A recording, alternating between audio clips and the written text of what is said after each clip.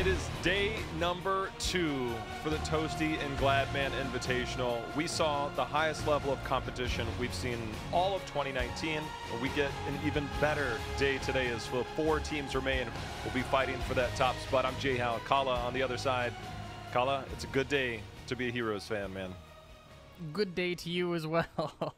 Not exactly what you said, but you know what I'm saying. And of course, it is a good day to be a Heroes fan. Yeah, I mean, these games are going to be fantastic. I'm really stoked to see if we're going to get any interesting picks. Also, really excited to jump into some of the comms that these teams have, because yesterday was full of so many good memes and so many just like interesting situations that we got to listen into. In case this is your guys' first time checking out this tournament, we get to do listen-ins with teams, so it's really cool to hear what they have to say about the games. Sometimes it's a little troll, sometimes it's very clean cut and calculated, but no matter what, it's fantastic. Unless either way, we're going to check out the studio because Tempo Storm, one of our proud sponsors here, putting things on. They're in studio. They're in studio there. They're being powered up by Red Bull, who's also helping to take care of this tournament, keeping us all jazzed up. I don't know who that guy is at the bottom, but he kind of scared me. Thanks for the wake-up call. But either way, these guys, they've been putting in the work the last few days. There he is again. They've been putting in work, them and Red Bull alongside each other. We've been putting on this tournament. I can tell you one thing, working with these guys, I swear I would never believe that I'm actually just sitting in my home the way that they're running this thing. So special shout out to them for helping to make all this happen, because it's been a breeze. It's much easier when we get to do what we do on this side of things while they handle all the work. And Kala, it's been good so far. It's been awesome, man. You're super right. Like, when the first time I ever got to work with this production studio, it was actually like the greatest online tournament I've ever got to cast. Everything just gets given to you. They're so professional, so fantastic. So thank you guys so much for this tournament. It's been a blast for sure. First map of the day, we're going to be going to Infernal Shrines. It's going to be Team 12. Oh, Kala, you're jumping the gun, buddy. Am I? You're jumping the gun, buddy. We got to talk about why. Like, we got to talk about how this day's breaking down, man. We got to talk about how it's breaking down, because we got the format here. It's been a single elimination bracket, no double elimination. 8 teams here. We had the 4 matchups yesterday. All series are best of 5, so they got more than enough time to figure each other out. The finals, however, best of 7. We're also on the live patch, so what you guys are playing at home is what we're playing right here. All other rules are the same HGC rules you knew from last year and previously. Map picks and bans. And speaking of map picks and bans, before we get into the fact that it's Infernal Shrines, our map poll, Kala, it looks familiar, but we saw a lot of familiar and similar maps yesterday. Look at this one. One of the best maps ever made. Just kidding, that's my least favorite map. Cursed Hollow is my favorite map, so that's yeah, there we go. And you know what? I will never dishonor you again. I will never jump the gun ever again. You heard it here. It's production you need to apologize to. I'm so sorry. They're coming for your head, buddy. They're coming for your head. Very true. But yeah, like, we're gonna, no matter what map we go to, we're gonna be in for some fantastic shenanigans or some cool, calm, calculated play. But no matter what, these teams are playing for a decent prize pool, and they all want to take home the W today. That's for sure. I mean, there is a lot of money on the line, and that's the thing, is like, these guys are coming in there playing for a lot, and it's actually really cool that we're getting this opportunity to have such high stakes for these players to come in. As you mentioned, there are certain teams that they're playing a certain way and some completely opposite.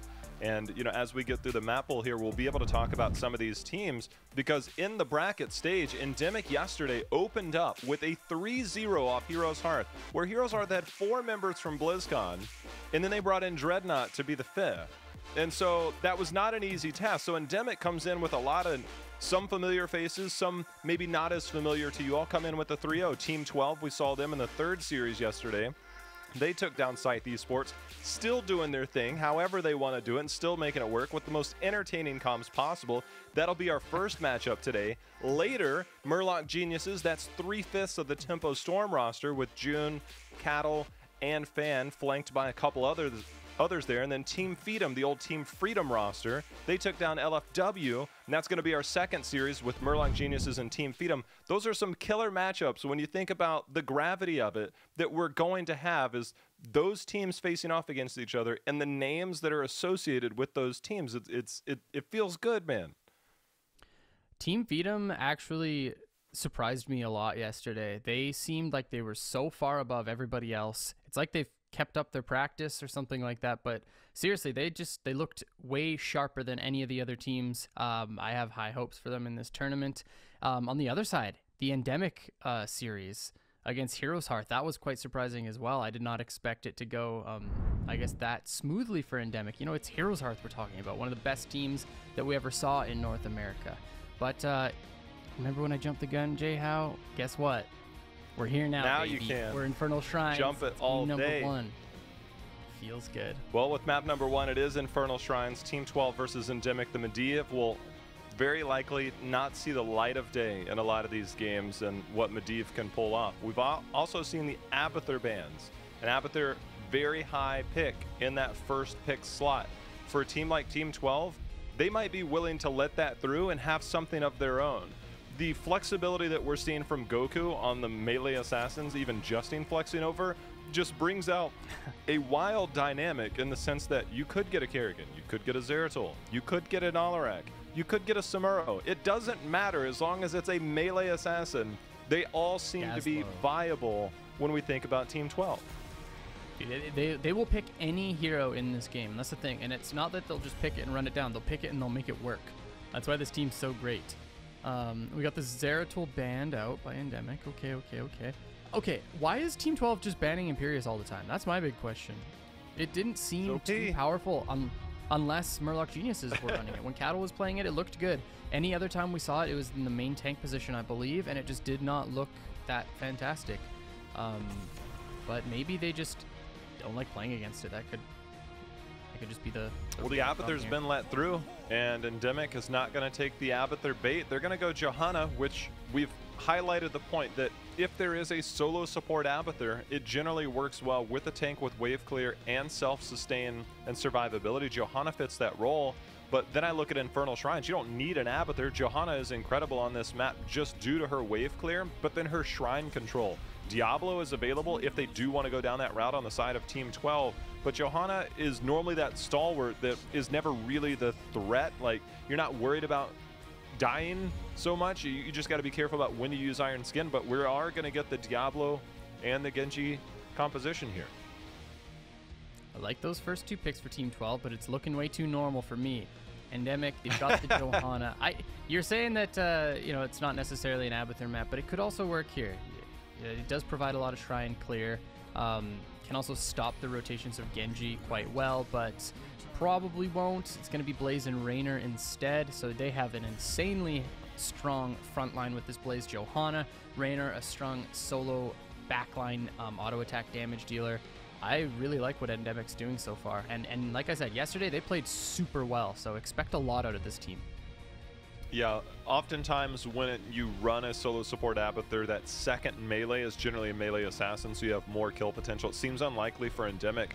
On the side of Team 12, one hero that popped up a lot during yesterday was Thrall. I think Thrall getting a follow-up on this type of composition so you can isolate and put a target in place could work well with that Goku style of play. I almost forgot about Thrall. He's probably the most normal out of all the melee assassins that we have, with some of the highest potential impact. So we'll see if that is a focus in the ban situation here, or whether that gets let through, because getting a DIABLO flip or the charge flip into a root, you don't have to have the Tyrande if you've got the Thrall there.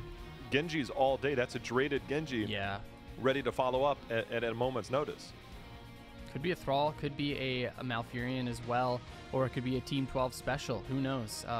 Tahaka is also up as a global option. It's going to be the Abathur and Malthael. So there we go. Okay, we spoke too soon. We were getting way too normal for these guys. Okay, they need the Malthael, they need the Abathur. Malthael is going to absolutely shred the heavy front line of Endemic's composition. And I was going to say that either using something like that or perhaps a Tychus would be in the books for Team 12, but I think that the Malthael is going to serve a fantastic purpose here. We got to keep in mind, of course, the bunker can negate a lot of the value from Malthael, especially when it comes to his heroic, so he's got to watch out for that one. But aside from that, Malthael is going to be able to eat super hard in this game, and there we go. The Malfurion and the Thrall instead picked up for Endemic. Look at Endemic's draft, man. On paper, that is clean.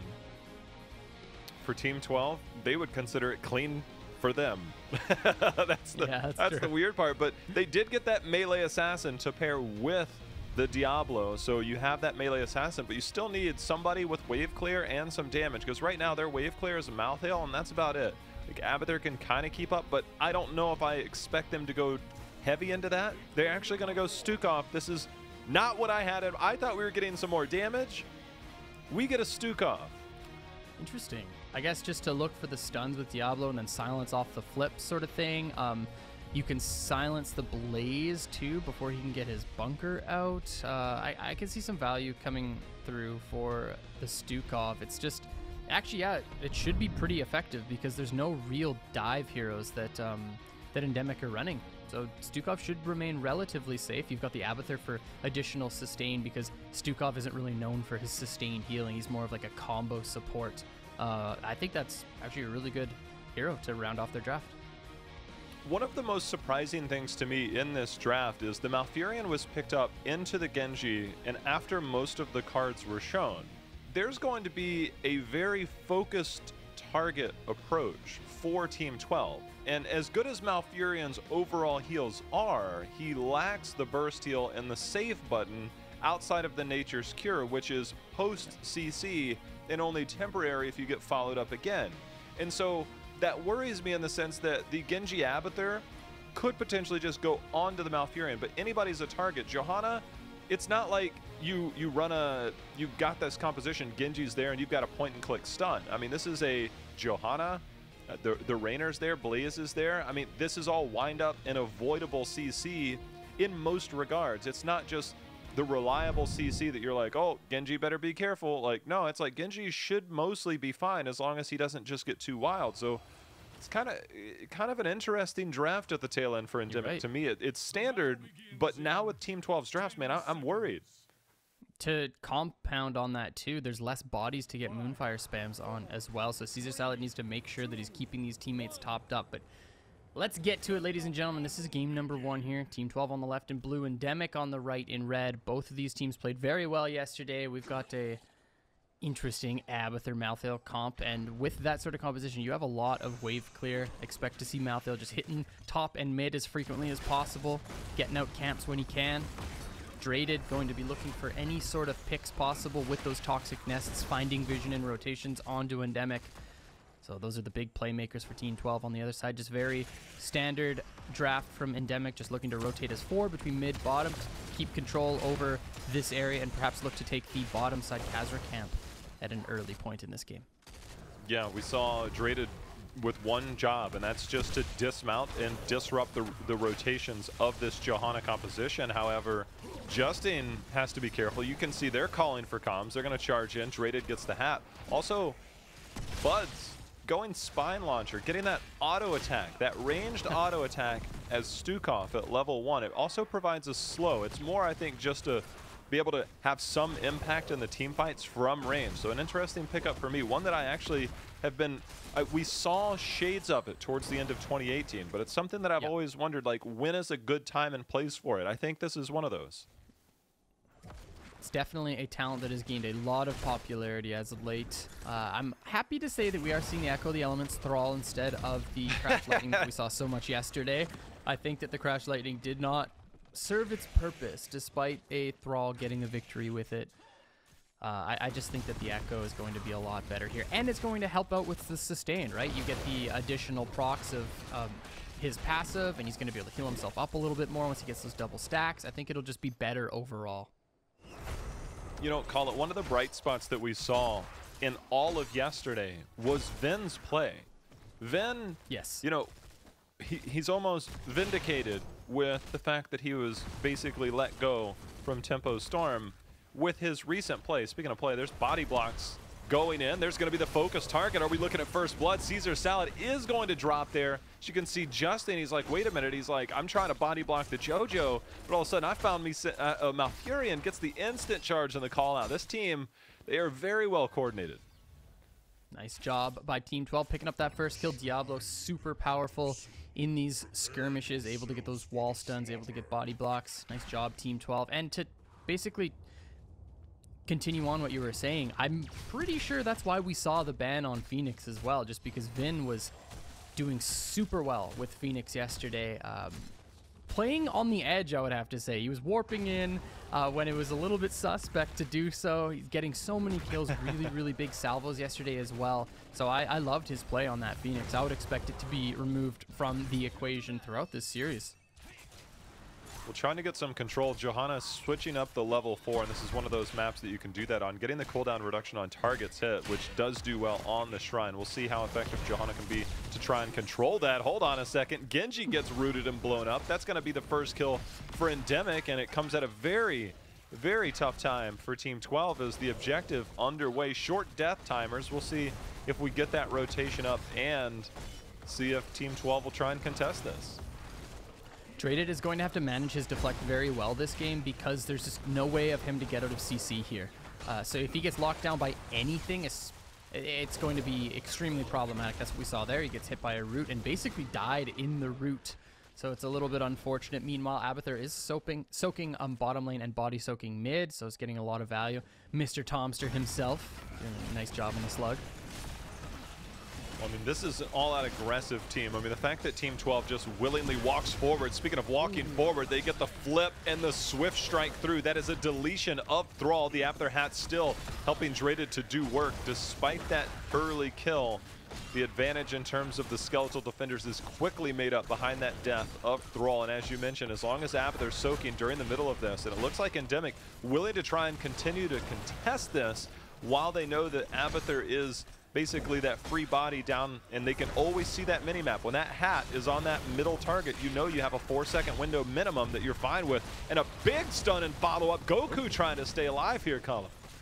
On the backside of that, has to try to escape because he has very low HP. But meanwhile, Dreyded just sitting on the front line, dealing a lot of damage. No real sensitive targets. So when Malthael goes down off the engage of Endemic, now Pit Kid trying to get some work done in this team fight. RAYNOR goes down in the exchange. Another big stun from Liam, but they don't really have a lot of follow-up. Dreyded goes in for another Swift Strike, gets another kill. How is the next target? Swift Strike again. Dreyded is cleaning this one up. Huge silence by Buds as well, and that is every member of Endemic going down in the skirmish. This is like when you would maybe type #worth and then you realize like the rest of your team died and you're like, yeah, it's not #worth anymore, because they're looking at a full level lead is Team 12. It was a statistic that I used to showcase last year when it was Dreyded. At the end of phase 1, remember Dreyded was on a team, a very underperforming team in HGC. But Dreyded's Genji ranked top 5 in the world in terms of KDA and other statistics, and you're like, wait a minute, this guy is on a lower tier team during that first phase, but somehow statistically, and this was over several games, the fact that his Genji was so well renowned, that's one of the reasons why we saw Team 12 pick them up during the second phase. And they're coming in, the roots, gonna be just enough to get in there. Dreyded and team just a step too late to try and contest that. He really is a great player. I remember watching him in the open division as well. I remember one play in particular. He was on Brightwing, okay? Not really a solo playmaker hero. And he 1v1'd an Illidan in bottom lane on Infernal Shrines at one point. Meanwhile, top, Tomster, good night, my slug son. Goes down. Liam with that kill. Nice job on the Blaze there. But yeah, Dreyded, fantastic player all around. We saw Justin get the charge in there, but Genji, no follow-up there. We do have level 10s online, so clone is available if they want to double Genji.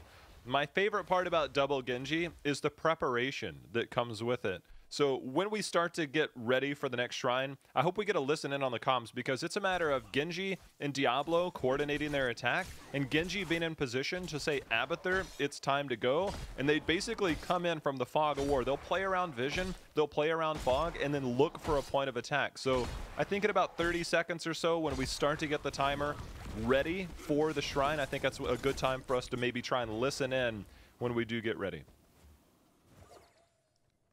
So far, both these teams just trying to set up the map as best they can for the next objective, which will be spawning in the middle of the map. We already see Team 12 with their Fallen Shaman camp just prepared there. Going to be capping that one. And of course, it gets worse and worse and worse when you cap these camps with the Abathur. You got the Locust pushing the lane. Abathur can heal the minion waves to try to bolster that push. And if left uncontested, it can really start to do some damage to your structures. But so far, no forts down across the map, which is good for both teams. That extra passive experience can prove to be very, very detrimental, especially if an Abathur comp gets a fort down early game. It is so hard to come back and experience because the Abathur's able to soak every minion wave if he plays properly. And then you have that additional passive XP on top of it, but Goku needs to be careful here. Liam misses the stun. Okay, Goku should be able to get away now. Yeah, he's going to get away. The bunker actually goes down as well. That is a terrifying prospect. That timer that we have now, that 20-second timer, they know that there's no bunkers, so they can be aggressive. So I think it's time that we actually hop into comms and see how they approach this, because I think it's going to be a clutch moment for Team 12 to maybe try and send this game heavily in their favor right before they hit 13. That's cool. Watch out for the flank. Watch out for the... Yeah. Look at how in these fights. Look at how in these fights. Yeah, I don't really want to go in though. Killing Banshee. I'm killing Banshee. Oh, nice. Banshee's dead. We can go now. And they don't have bunker. We can like look to go in anytime. Right now. Yeah, look bot side. Yeah, look at bottom. Look at bottom. Look at bottom. Right to them though. Yeah, that's fine. That's fine. They blast. I'm breathing on this. I'm just breathing. I'm charging out. I'm trying to get out. Help Goku if we can. Try to help Goku. They use like everything. 5 on my spells. I think I think I. I think I'm okay. Yeah, play slow. We can heal up. Yeah. Let's spread that shit. Yeah. No big deal though. I'll tap on the top. Just heal up. Just heal up. Here. Okay. I got W shit now. I'm just gonna go hard, I guess. Addy. I'm looking at him. Nice. We can even just go on Diesel. Chat. Oh, that's D. That's C. I'm tap running, so I'm Yo, they're tapping. Heal up together. They're topping. Well, I still have my ulti. Try to fight them like in the choke we can. Maybe they already blew their load, so just look here. Watch me. Look at her. Look at their all. I'm gonna be in. I'm on throw. I'm upgraded though. Oh, they're just all in it. Lose that. Yeah, they have bunker now too. Oh, I'm dead. Yeah, it's gonna be hard. We need to just kill either Malf or Raynor off the, I think like, we just maybe just need like clone and YOLO or something. Well, we didn't have clone up there. Okay. Like a bug randomly happened. Yep. It's like Careful, Tom. Oh. It's we sort of scale, so it's not too bad. Yeah, we're fine. We're fine. Oh, what is this? I just won't pull it. There we go. I have no souls.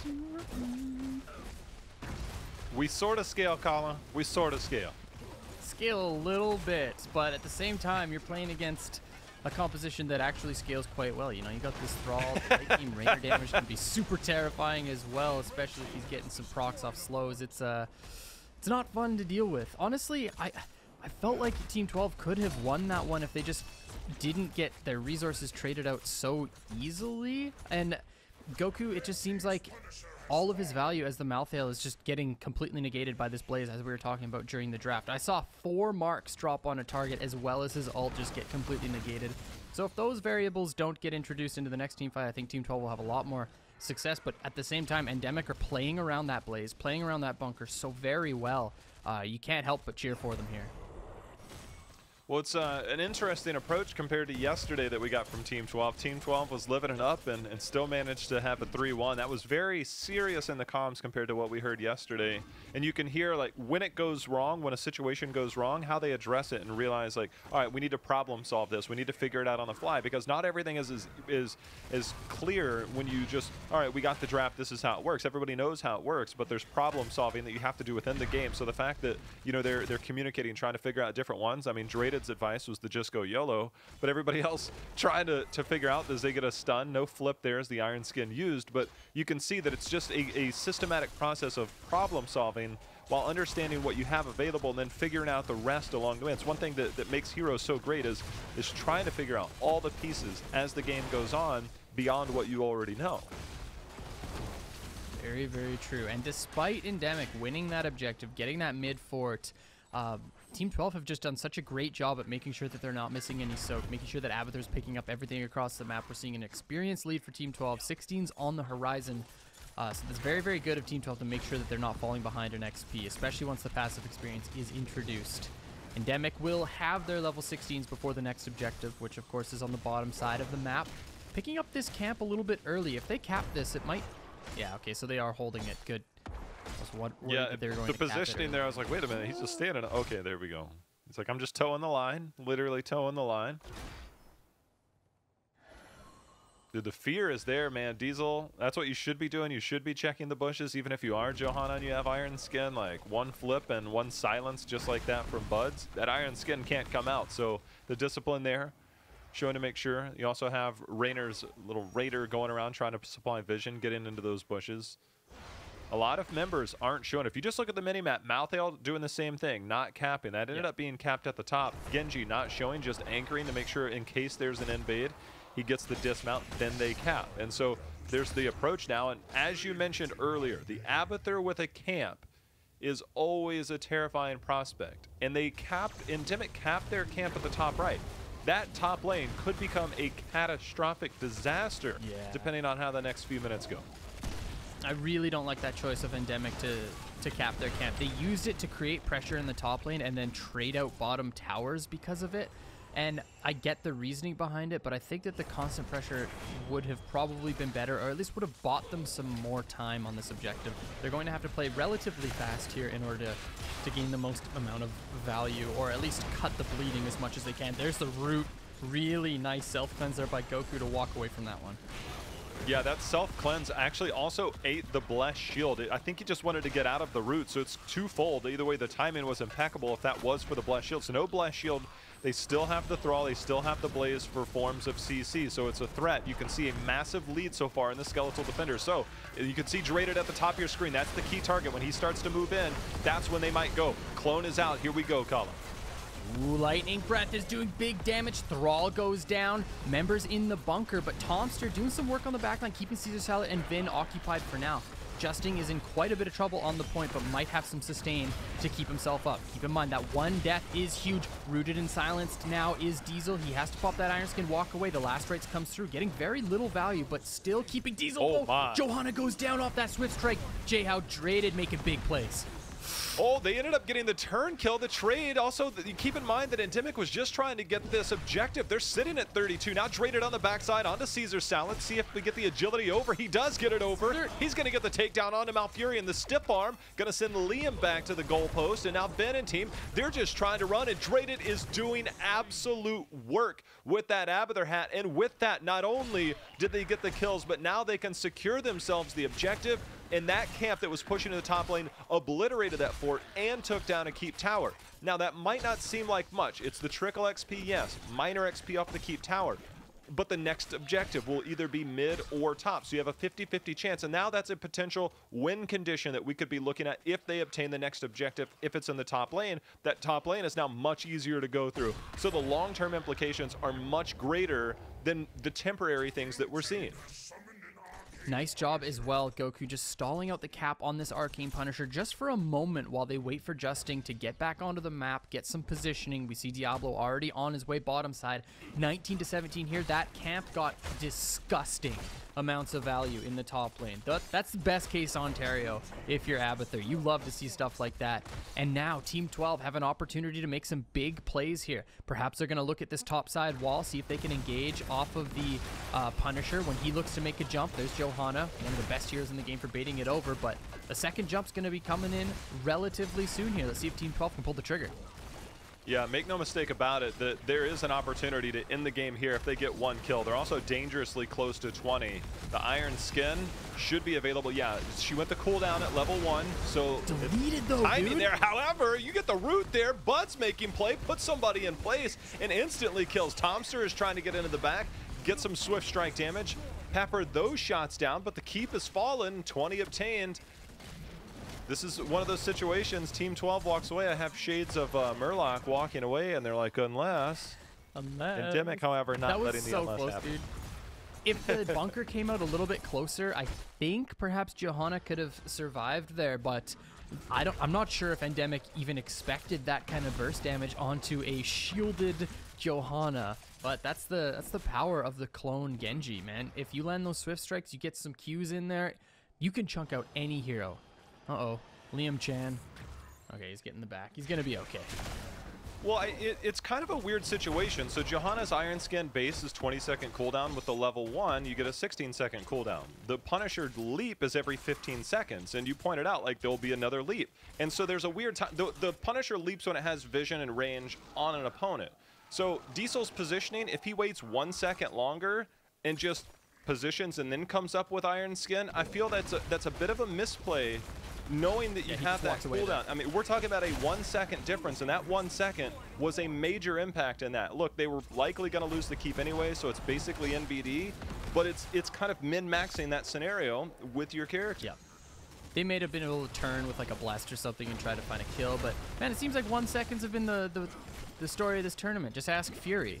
You know, he had an opportunity to make a pretty sweet play yesterday if he only had 1 extra second on that Hungry Stitches. Would have been glorious. Right there. It really would have been. Feels bad, man. Sorry, Fury. Well, sieging up with their level 20, the next objective will be in the middle. They're like, well, that camp ended up taking care of 1 tower top. We have 20. We can do the same. So they're prepping this lane, making sure that if they get the objective, mind you, it's going to be an even talent tier fight no matter what. But if they get the objective and get the push, it's a win condition. Look, if they get a full 5-man team wipe, they just go bot lane in the game. But let's say they get 1 or 2 members down and lose 1 of their own, they still have the potential to end. They're making sure that they have many styles of win conditions here, like we can do it this way, we can do it that way, and they're giving themselves more opportunities with every passing moment. Now with level 20, it's endemic to start to find their way back into this game by trying to get some fights, trying to get back on. 1 team fight for them, 1 team wipe, and it's game over. Malthael, though, we'll see how he wants to approach this. Finally locked in his 20. We got to look at the survivability boost of Endemic's draft at level 20. You got the Earthen Shield totem, or sorry, Earthen Shield level 20 for Thrall, likely going to be an upgrade on Bunker as well for the Blaze too. So the survivability from Endemic just skyrocketed for level 20, which isn't what you like to hear when you're playing a Genji. Keep in mind, you have to get grouped up if you want to go into one of those bunkers. So maybe Genji's going to get some additional value with that X strike. So we'll have to see. And of course, Malthael gets super powerful as well at level 20. The X strikes have been getting value. He went reset on 20 based on enemies hit. That one, the first X strike that he hit, I think was a 5-man X strike in that mid lane fight before. If he can replicate that, we're talking about double X strike across the sky and potentially then some. So we'll see the impact. You can see Genji on the minimap, not quite in the screen. He's looking for the flank, but he's sniffed out by the Raider. It's time to fight. This could be it right here. Endemic need to find a fight. Top is being pushed in, bottom is being pushed in. Abathur is deep. Justing looking at those angles, trying to find an engagement as well. Perhaps if he finds Endemic just pushing up a little bit too far, like they could. Look at this push in the bottom lane. It's absolutely huge. You have multiple catapults, and these are real katas. You got the goat men pushing into. Goku is dealing with all the members of Endemic here, and they will be stalled forever. And of course, if he dies, it's not even the end of the world. He could just come back. Just like that. Draded trying to solo end in the bottom side. Here comes the clone. Tomster and Draded doing big work, J-How. They're on the core, 75%. It's already most of the way down. The catapults, they're trying to siege up. The Impaler's there as well. Tomster is the focus target, making sure that he's the priority target. Now they've been forced to leave the objective. X-Strike comes down. Draded, he'll wear a hat here in a moment. He might just get it, and that is it. That is all she wrote. Team 12, again, setting up multiple ways to win the game in any form or fashion. They literally control the pieces of this board, and they're like, we're doing this. Good luck responding. Okay, you respond, good luck. We're doing this. Like, they had so much control in that late game. It's calculated, man. Calculated. Dude, these Infernal Shrine ends have been crazy. Last time we saw an Infernal Shrine end, or I guess yesterday we saw a pretty nuts game on Infernal. Today we're seeing some really cool ends. I thought that was very, very calculated. Obviously, it was a high variance play because Genji survived with what, 2% HP on the core there. So that was a scary play. But even if you die there, you just run your heroes down the lane and you just get that play at any point. I'm pretty sure that even if they died there, it was still end of the game for Team 12. It's way too hard. There's no mule, of course, because Abathur was on the side of Team 12, so it just made things pretty much impossible for Endemic looking for a play like that. Yeah, we can take a look at one of the early plays because this was the big team fight. Watch the Swift Strike value for Draded. He's at the bottom of your screen on the Genji. There'll be a priority target around that bottom right structure. Look, the first kill is going to come onto Goku, but if you look at that structure on the right, this is when Genji starts to get in there. There's kill number 1, and they just clean house, man. The fact that they just Draded went ham here, man. Yeah, he goes in. He picks up every single kill. Another one, and maybe I'll Swift Strike through here and get the nice silence as well. Let's pick up Malfurion. Let's pick up Liam. Let's kill the whole squad of Endemic. Man, Genji resets feel really good. They had the Abathur soak. They ended up giving up the objective, but they walked away from that with a 1-level lead that early in the game. And all of a sudden, that's when it's like, okay, this is hard, you know. And it wasn't all, you know, sunshine and roses, but there were so many big plays. This was another big extra. I'm telling you, I have no idea if Genji will get let through. We were worried about Medivh, Dreaded's, Genji, unless they are drafting specifically for it. Like I said, no point and click CC. They had the Johanna and Blaze, which are fine. They had Thrall, which is fine, but they don't have a Diablo. They don't have an Uth or something to just be like, look, we know that you're coming in the backline. We're just going to counter you. And you know, Phoenix is actually a really good counter. We mentioned Phoenix before, going mobile offense, and that was banned out against Ben. RAYNOR is no slouch when it comes to Genji counters. I prefer more of a Phoenix, but you could see everything about what Team 12 did drafting-wise and just play-wise. They had a clear strategy, and it worked for them. We were seeing the difficulties of the Malfurion pick basically right here too. Dreaded just jumps onto Malf, and there's really nothing that he can do about it. Beforehand, we used to see Malfs running Twilight Dream against the Genji. You lock him down, hit him with the silence, and he is just in a lot of trouble. But these players are fast enough to be able to X-Strike the Twilights. X-Strike, I believe, was down there, but still, it makes it difficult for the Malfurion player. It just...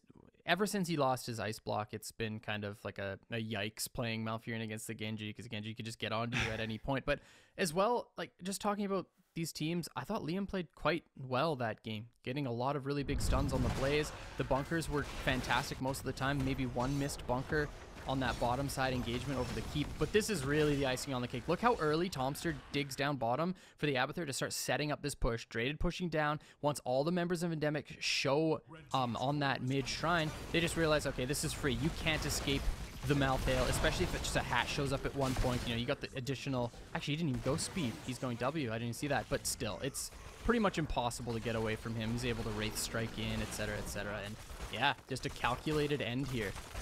Nice job. Goku just Team 12. It was close. Yeah, Goku just willingly threw himself out there. He's like, well, we're going to initiate. Yeah. I can buy as much time. It doesn't matter if I die. I'm level 20. I just come right back. And so everything about what they did was perfect. And going back to your point before, like the X-Strike, the main reason X-Strike started to become a thing was because of Twilight Dream, because it was all Dragon Blade, Dragon Blade, Dragon Blade, Dragon Blade.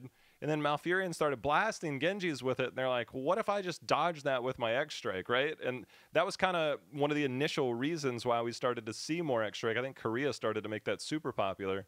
So yeah, I mean, it's a different world we live in with no Ice Block. You don't have that. First it was Twilight Dream, then Ice Block. Now it's just like, well, I don't really know what to do with my hands. Like, I'm probably just going to die, so good luck, team. Like, feels bad, man. Hopefully I hit a Moonfire here or there. I don't know. And like I said, there's less bodies against the Abathur comp, too. But, ladies and gentlemen, that's game 1 going over to Team 12. Game number 2 is going to be Tomb of the Spider Queen. Jayhow, you love this map. How do you feel about Tomb of the Spider Queen on this patch now that we've seen some high-level games? It definitely feels entirely different. When I get a fort down and I see an objective pushing and all of a sudden I realize there's a catapult with it, I'm like, oh baby, like this is something that feels good, because when there's a catapult, look, Siege Giant and Camps pushing with it are great.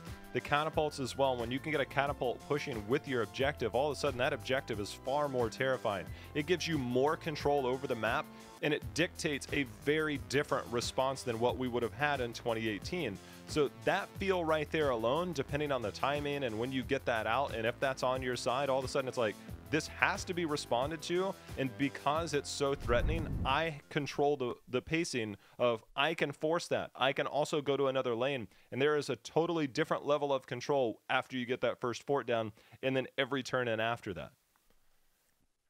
It's definitely a scary map to play. Both, like beforehand, I remember the name of the game was get that first turn in, because you could snowball so heavy, but the same thing pretty much exists now. So I expect a lot of these teams to look for early game compositions. Trying to get those first turn-ins is pretty much the name of the game here. We saw Medivh ban previously. I imagine Medivh again. But Yeah. if you want to run solo support Abathur, yes, the Johanna is there. If you don't want to run solo support Abathur, then you need to consider going Diablo to counter a Genji if you're willing to let the Genji through. You just have to have some form of threat. And I feel like a Johanna Blaze Thrall, they're all terrifying if they get their hands on you. And if they don't get their hands on you, things like last game happen. So you've got to either draft against it as the Imperious ban continues to come out, or you've got to go ahead and figure it out right away, man. It's either ban it, pick it, or get ready to draft against it. It's true. All right, I'm with you though. I think that Endemic doesn't let a Medivh through on this map in particular. Like we don't even let themselves through. Yeah, got a DC, so. Well, that's us. Hey guys, my name's Rennie Moore. Nice to. That's us too. That's still us. Right, we're back. Thanks, production. You guys are legends. We'll get back to the draft in just a moment, but yeah, I'm pretty sure that the Medivh doesn't get through. It's just too spooky, man. Spooky is the name of the game. Maybe we get that spooky Leo. I think it was Endemic that ran Leo on this yesterday that made the big poggers play.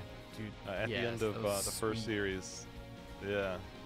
I don't know. I think sometimes when people disconnect in draft, sometimes you got to remake lobby, so it might take just a few moments to get things going. But Leo, this is one of the good Leo maps. One of the rare maps where, depending on the situation, there are times where if it's like an anti-mobile or non-mobile, backliner of like a Jaina, Tyrande, things like that, when I started to see Sonya creep up as some of these heroes started to come back, this is one of those maps where I'm like, could we sneak a Sonya in? Like, is it okay to get a Sonya here? That's one of those heroes that I always like. They're strong, they're just not that great, right? But there are certain moments and certain maps where like, maybe Sonya works here. I don't know if we'll get Sonya. Highly doubt we'll get Sonya.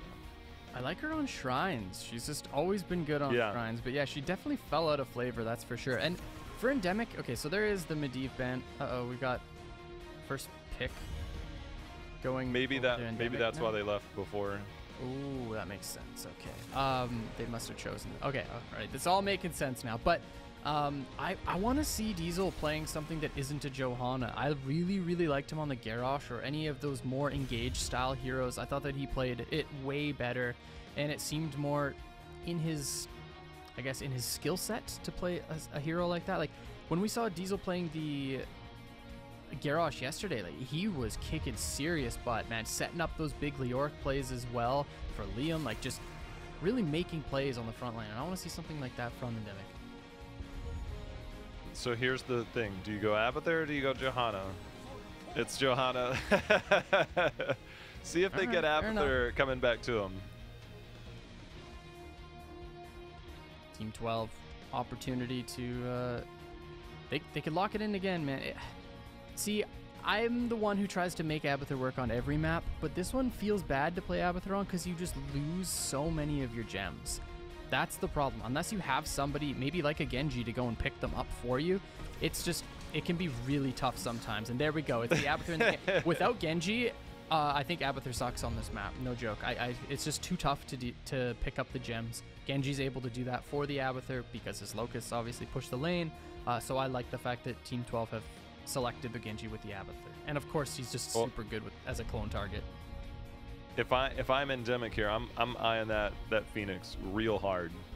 Yeah, look, you're gonna get Phoenix or RAYNOR, like one or the other, but this is they're gonna actually go RAYNOR, and they're still gonna go Blaze. So unless they're picking up Uther at the tail end of this, they are lacking that full hard CC. Like RAYNOR's a great counter. One of the best ways to deal with a Genji and a Tracer is to just poke them out, and RAYNOR and Phoenix both do that incredibly well.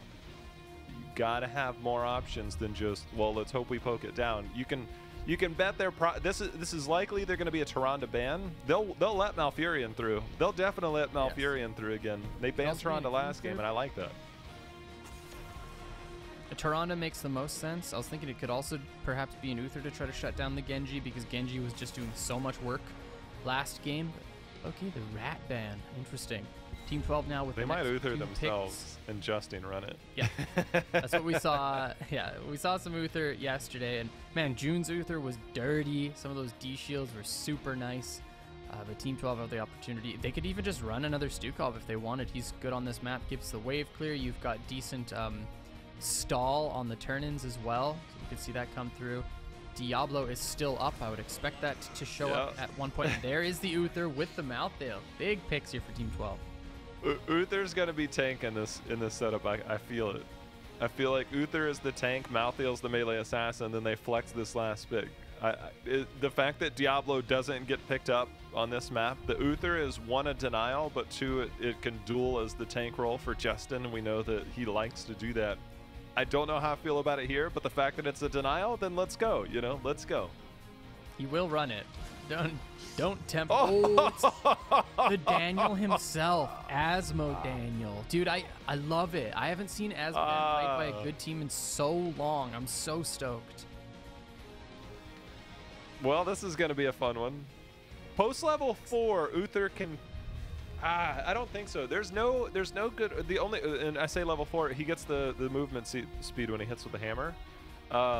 It'd be one of those ways to disrupt the rotations between lanes that Johanna and Asmodan are going to be doing. Somehow we got a Li Ming at the end of this. The double resets? Okay. All right. The only problem with Li Ming in this comp is all of her spells get blocked by Asmodan. That's like the one problem. This is where you go double. Clutch, dude. You send 2 out? Yeah. Why not? It just blocks more spells, but honestly, not always the best choice. But seriously, it can be really problematic. Li Ming has to find the side flank angles, which she usually does anyways, but guaranteed that some of these spells are going to be missing to some of those summons from Asmodan. Movement speed on the stun is good. Does Uther have to go Holy Fire just so they have some wave clear? Because they don't have a lot. There's going to be having a lot of people to try and clear the waves if they don't go. Li Ming, the wave clear is only if you can hit the minion waves from the side, so your orb splashes more. That's really it. Pretty much. I mean, they do have the Malthael. Malthael is likely just going to be rotating safely between 2 lanes, so he should be able to pick up most of the minions, most of the gems, that sort of thing. But I don't know. They're definitely going to have some difficulties. Yeah, Malthael can basically try and dual soak or maybe every 1.5 waves, because the team of Endemic, they're not going to worry too much about heroes in the early game. Yes, you get stacks off heroes, but their focus will be stacking quite significantly off of the minion waves, meaning that Malthael might have free roam between the bot and mid lane or somewhere else. That is a good point. See if Team 12 have the ability to clear these waves, and of course we got to be watching the interaction between Li Ming and the Asmodan as well. Already some of those summons coming out, but man, I'm stoked to see an Asmodan again. One of my favorite heroes in the game. Well, there's the flank from the side for Dreaded, trying to get the clear onto those minions, but it is very evident off wave number 1 the amount of wave clear that Endemic has compared to Team 12. I mean, this is going to be a very difficult challenge as Vin walks through and just pokes down Goku. He's got to be careful of that one. Endemic are wanting to rotate between mid and top, pick up as many stacks as possible. How with that Wrath, getting those auto attacks in, trying to get some stacks for himself, but we'll have to keep an eye out for those stacks as the game goes through. Asmodan wanting to sit between the 150 to 200 mark by level 10, and this is a pro Asmodan. Okay, he's gonna be getting those stacks for sure. Yeah, it's gonna be important. Shout out to our observer. He's gonna be hitting that control 1 key for us, because we're gonna need to keep an eye on these stacks throughout the game as it goes on. It's all about the stacks, baby. 14 stacks in 1.5 minutes. There's gonna be a few more added on to it. That's gonna be the one thing that you're going to want to keep an eye on. Look, you can tell when an Asmodan is semi-stacked, because when you start seeing it chunk those health bars, you're like, oh, that really hurts. But it's like when it gets fully stacked, then you're just like, all right, let's go. Goku doing a good job here in this 1v2, just not stepping up to trade whatsoever. Of course, you don't want to waste those health bars. Meanwhile, have I ever seen Buzz play Genji? I think I have seen Buzz play Genji. Is he a legend? Ooh, nice good strike dodge by Liam, as if on cue. Is he a legend? Boom. He plays a weeb move and gets away from the engagement. That's a feels good moment. The auto attacks come in, and Ace in the whole procs. Johanna slows, Blaze slows, and oh yeah, Stukov slows. Spine Basically launcher everyone. again. Oh, that's a bit of a problem That's there. tough. Bud's just narrowly escaping with his life. But I don't think this early game is going to be too exciting. Endemic just looking for stacks. They don't have a huge damage composition, especially when RAYNOR is just sitting bot lane this entire time. So it's just going to be the rotations, just the wave clear. It's actually going to be a very slow early game up until probably the first turn-in or the contest for the first turn. I mean, they have a good composition for this. You can see the coordination just going through. Bud's just doing his best. No point and click stun, meaning that he's been okay. RAYNOR's been occupying that bottom lane, so nobody to really poke it out. If they could get a trade, get a kill onto Azmodan, that would help a lot. He gets chunked down, but now Caesar, Salad, and Diesel have rotated up, and Caesar's been landing some very good lurking arms to just the threat is so much. As Ven gonna receive some support from Caesar, Salad, but Buds comes in.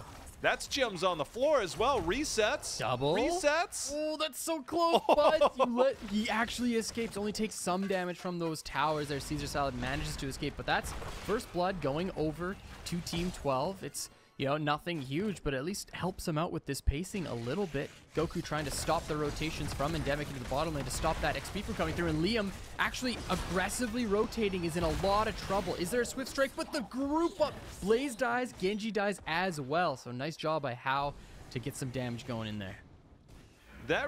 It's weird because it's a good counter kill and it's a good trade, but it... Uh-oh. But I was gonna say it disturbs the rhythm of what we're gonna see for the rotation, because it was Johanna, Blaze, Asmo dunking, because RAYNOR's been focusing on rotating towards the bottom, so this will put the brakes on just a little. Sin's exposed will help with the clear with Johanna. That's a level 4, so still stacking. And as you said, getting between that 150 to 200 mark by level 10, they are well on their way. So pacing has been very good for Endemic in this early going. Probably 122, 123 right now here for How, so he's looking real good. And we got to keep in mind as well, there's an Uther healer on the side of Team 12. So any of that chunk damage that Azmodan provides, it forces a hat or it forces cooldowns from Uther. And having this Abathur is going to help out a lot, but it still will become a problem during the late game, I guarantee it, because the Azmodan damage just becomes so crazy. Meanwhile, you know, you've got your Li Ming who can teleport out of the globe. You also have a Malthael who can perhaps Wraith Strike or something like that if he wants to try to get out. It's a little bit more techy. Genji as well can escape quite easily, so they have to be watching for this. Vin fighting off way more than he could chew, ends up dying. Really, really nice Swift Strike there by Buds, but oh my gosh, the perfect W, but it's not enough. He dies as well, so it's a 1-for-1 trade here in this bottom lane. That was all set up by Goku. That was such a money play. He used his Wraith Strike back onto the siege camp from mega far away with his level 1. Oh my and God, allowed no him way, to get in dude. range. Goku is a god right now. Look, they ended up getting the trade, but Goku is making plays. That is one of those ones where it is, he got the dot on the siege giant, walked way far away, has the extra range, went back in. Vin stood somewhere near that, and then he got on top of Vin. That was all set up by Goku. This guy is insane on melee. Draded also just bullseyeing Womp Rats in his T21 there in the bot lane too. Just beautiful plays by the Li Ming in addition to that. Excellent synergy on Team 12, picking up some more kills. That's 4-3. And despite the compositions in this game, it has been actually decently bloody. Yeah, the execution of these comps on both sides are I don't want to say the Azmodan stacking is high, but what it's going to take for these compositions in the execution, it's different. It's going to be very difficult to continue to have the high level of execution.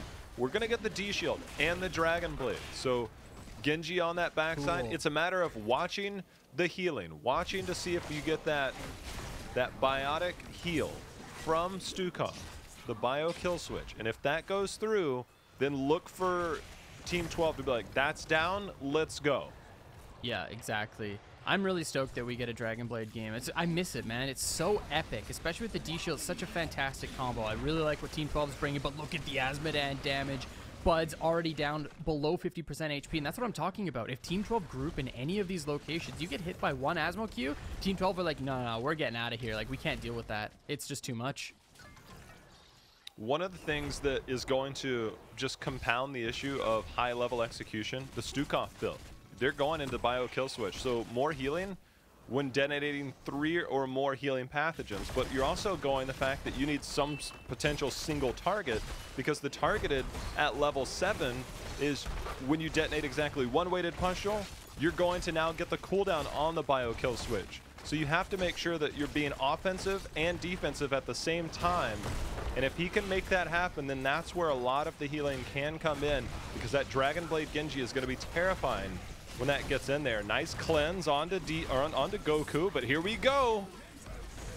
There's the Dragon Blade coming and getting swipe after swipe, but the bunker is used to negate almost the entire duration here. Tomster with that clone trying to get some additional value here with the push in by Team 12, but it's just completely stopped. There's nothing more that Team 12 can get here. Really nice defense by Endemic, and that's the problem with running the Dragon Blade, is you're playing into a bunker that they literally just going to trade that one out, jump into the bunker, and there's nothing that Genji can do about it. I think that they have to play around that bunker, but at the same time, why would Endemic ever use it otherwise?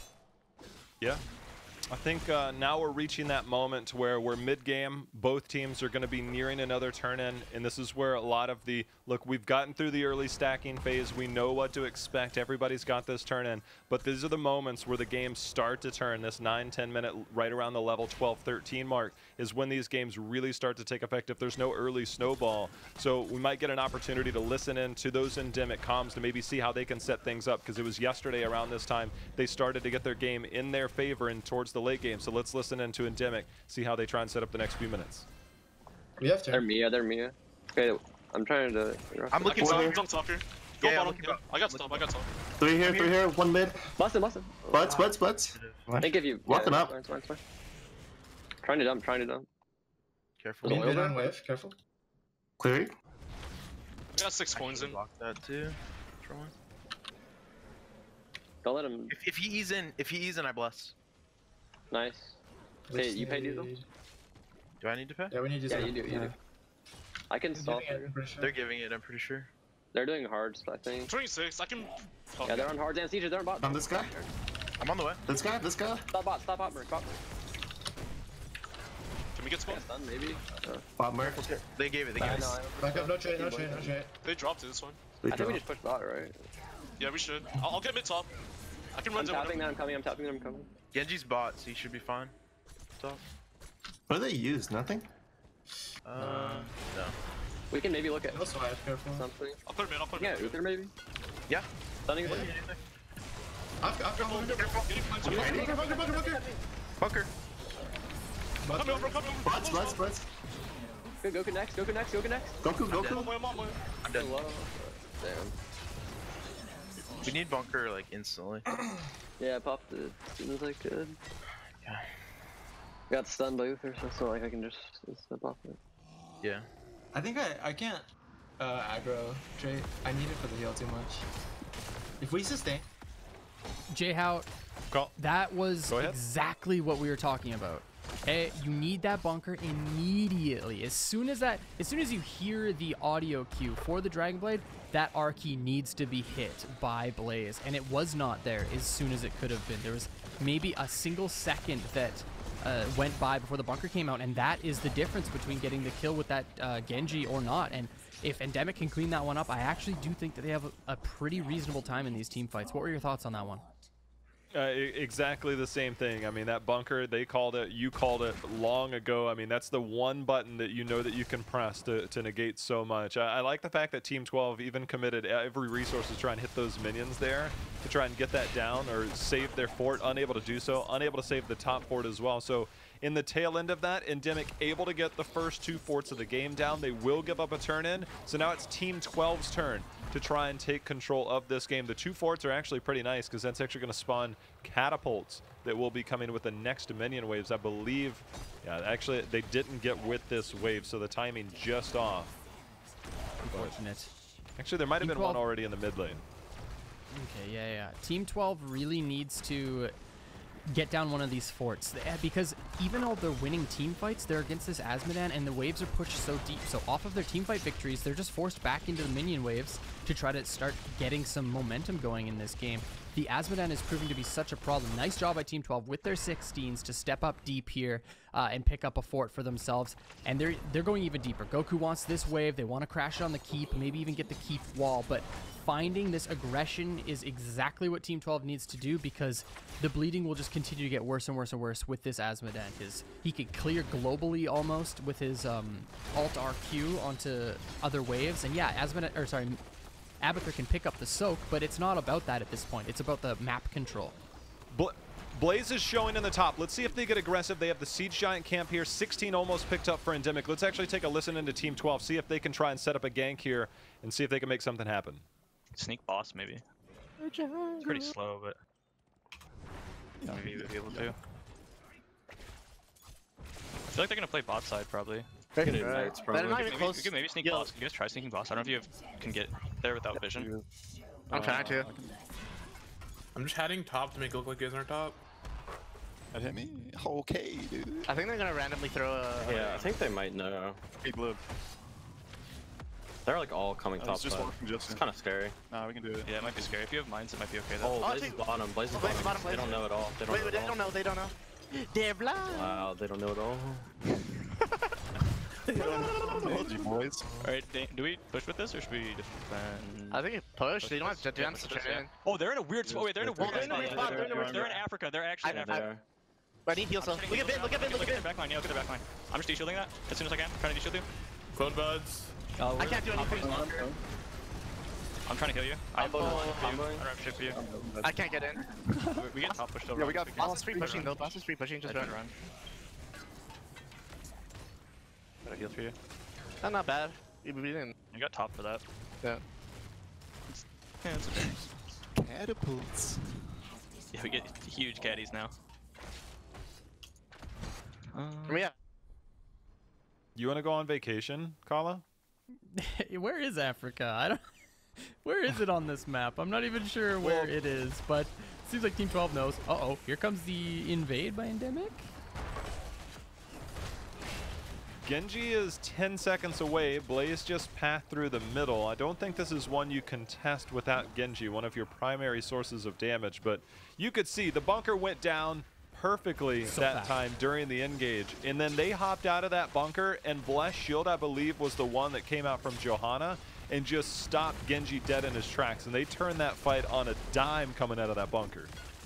Yep, the bunker is, again, we've been talking about it so far a couple times throughout this game, but it is the biggest thing that Endemic just need to rip immediately as soon as you hear that audio cue for Genji, and that was so fantastic by Endemic. Though, we do have to say, during all of that, Team 12 with the sneaky boss play did end up getting that top fort, so they're going to be getting some nice passive experience coming through. High likelihood that they hit level 20 first. Maybe they can look to make a play with their gems and level 20. We'll have to find out shortly.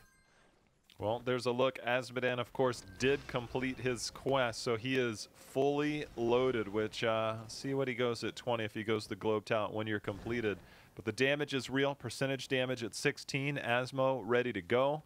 As you said, 20 is the main play for both these teams. 60 gems in the bank for Team 12, none turned in. On the other side, 51 turned in, 3 being held by Endemic. Both teams dangerously close to another turn-in. And it's one of those situations, Kala, where if you're Endemic, the turn-in is nice, but if you're going to do it, you might want to wait, because if you turn in now, you're essentially pushing in with Web Weavers into 20, and that's never easy. So I think the discipline here, they're soaking, but if you look at the minimap, all the soak that they can get is on the side of Team 12. Yeah, it's very deep, and that means you're pushing deep on the map against a 20 composition, which is going to show up very, very shortly here, especially considering the fact that there's the Abba to pick up soak that they otherwise wouldn't have been able to get. So it's definitely scary pushing into that, but it looks like Endemic do want to turn in their last 3 here. Red Web Weavers coming in. Endemic need to make sure that they get this level 20, because they do not want to be caught on the left-hand side of the map, because the chase potential of Team 12 is just insane. Well, you mentioned, you know, Asmo can dunk them from afar, but this is, you have to be very cautious. I mean, Goku's positioning, he's staying ready to go. Azmodan's starting to make his way to try and get that dunk in the top lane. The keep towers still give some XP, and it looks like they've managed to at least circumvent a lot of what Team 12 is going to do. Level 20, still another one away. How, however, see if they get the slow. That level 16 from Abathur is going to be enough to get it. And that is the very real threat of we need 20. So the only way to get 20 is to move forward. And when you move forward, you run that risk every single time. Ooh, the Blessed Shield coming out, but Goku has the turn, and here comes Genji as well. Really nice bunker to stop that value from the Genji, as we've been talking about time and time again. But this is the level 20 Genji. He has huge playmaking potential, but Malthael dies. He has the resurrection. Liam finding another fantastic stun onto Uther. Again, Uther can, actually, he has the upgraded D-Shield. He can't come back. Yeah, I was looking up at that as well, and I'm like, wait a minute, all of a sudden things have turned very bad here. And now all of a sudden, Endemic, they have an opportunity to end here. They're going to move forward. They don't exactly have the best sieging comp, but the RAYNOR here will actually be enough. It's only a Malthael and an Abathur. Catapults in this lane. This is what I was mentioning. When you already have catapults with the objective, now it's a threat. And just like that, these fights that Team 12 have been running, they've seen opportunistic, but Endemic has managed to turn them around at every step of the way. Goku trying to survive. The stun comes in, and that's going to be the takedown, or is it? It is going to be the takedown, and this is going to be GG. Endemic is going to tie the series up 1-1.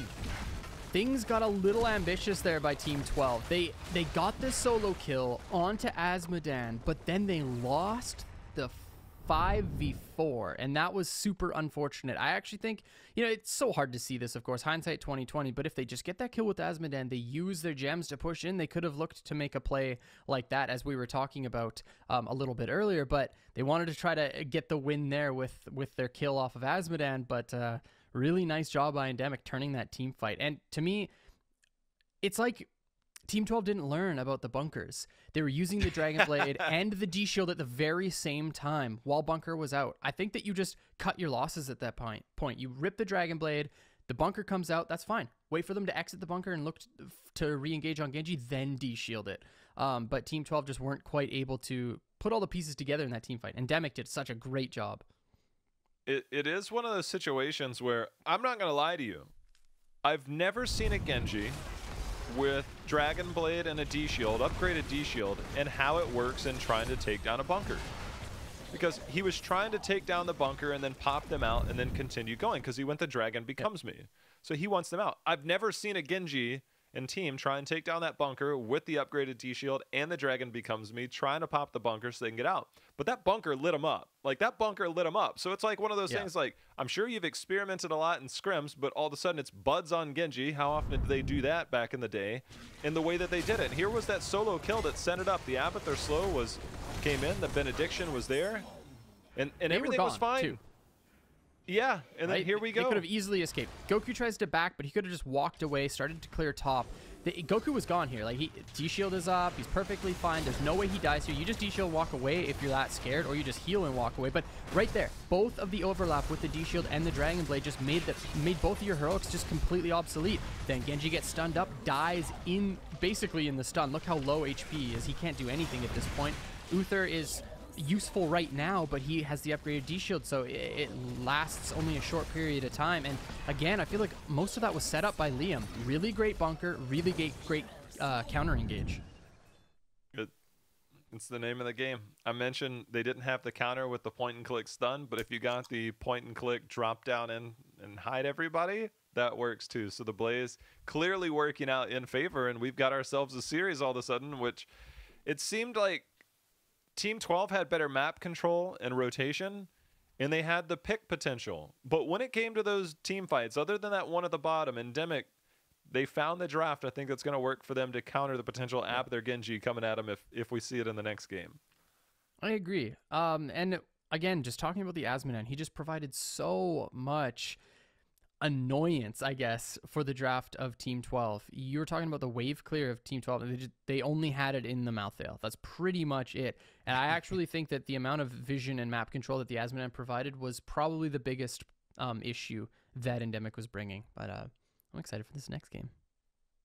Our next map is going to be Volskaya, and it's another one that you can get super tricky with if you're on the side of Team 12. We touched on some of their old drafts back in the day with Abathur, even a Valera. I think they didn't go Valera. They ended up with a Thrall that game, Crash Lightning, but we've seen other targets for them. Samuro was banned out against them. The Nova, they actually picked Nova. You see Nova there in the highlight video, but they actually picked Nova, and it actually worked yesterday. They got the win there, and it looked really strong. Post level 7 Nova is real, man.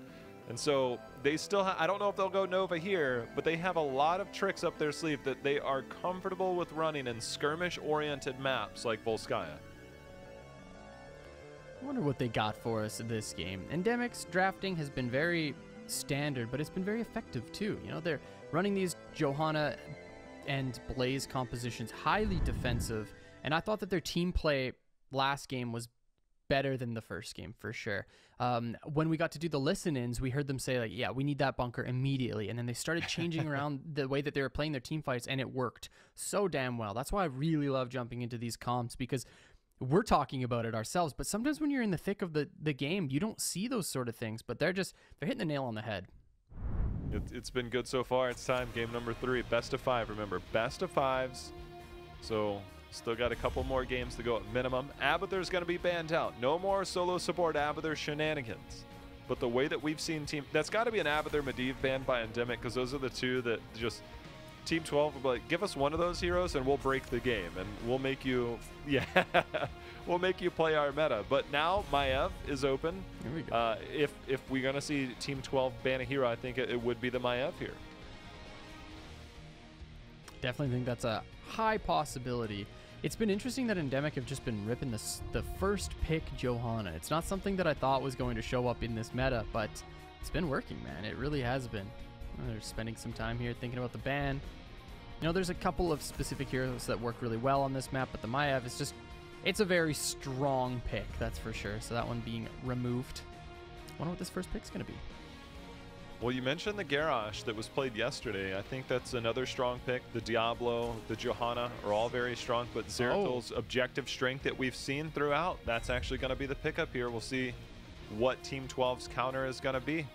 Yesterday, we anticipated a stealth counter. We got Nova, and I don't think anybody expected that to be the stealth counter. No, definitely not. Orphea coming in here for Team 12. I think Orphea can do well against the Zeratil. You know, you can trade some damage, especially considering that Zeratil is very close range with his Q build. But we saw some auto attack builds, or at least auto attack emphasis yesterday, and you know, that was definitely a different style of Zeratil than I'm used to personally. But yeah, Orphea, if Zeratil goes in on her, she can use that chomp, get those auto attacks, get some healing, and at least trade decently well with the Zeratil when he looks to make wormhole plays. The Johanna, always a strong pick against the Garrosh. If you get flipped in, you always have the ability to walk away if your iron skin is up. Hanzo the pickup. We saw some auto attack Hanzo yesterday with the auto attack at 1, with the armor reduction at 7, and that's one thing that used to be a Garrosh counter back in the day before the level 7 got mega nerfed along the way, but it's still, since the auto attack buffs a few months ago for Hanzo, it's been one of those things that occasionally creeps in. Maybe not here, but this is also the map where at level 4, yeah, explosive arrow is good, but you have a Johanna, so you don't need the wave clear. You could go in to ignore all distractions, which you walk over, especially in the early game, you walk over to that minion wave, you auto attack a minion, it's instantly dead, and then you have the bonus auto attack range to go against the Garrosh with no real threat. So the Hanzo has some flexibility on the level 4 with this setup and in this map. I started that as like a troll build on Hanzo on this map, and then I realized very, very quickly that it's actually insane if people don't shut you down. You hit people in space with your auto attacks, man, and you're clearing the minion wave at the same time, so it's like double pressure. The Brightwing, interesting. Mainly used as a Zeratil counter. If Zeratil again goes in for those wormholes, you can poly him.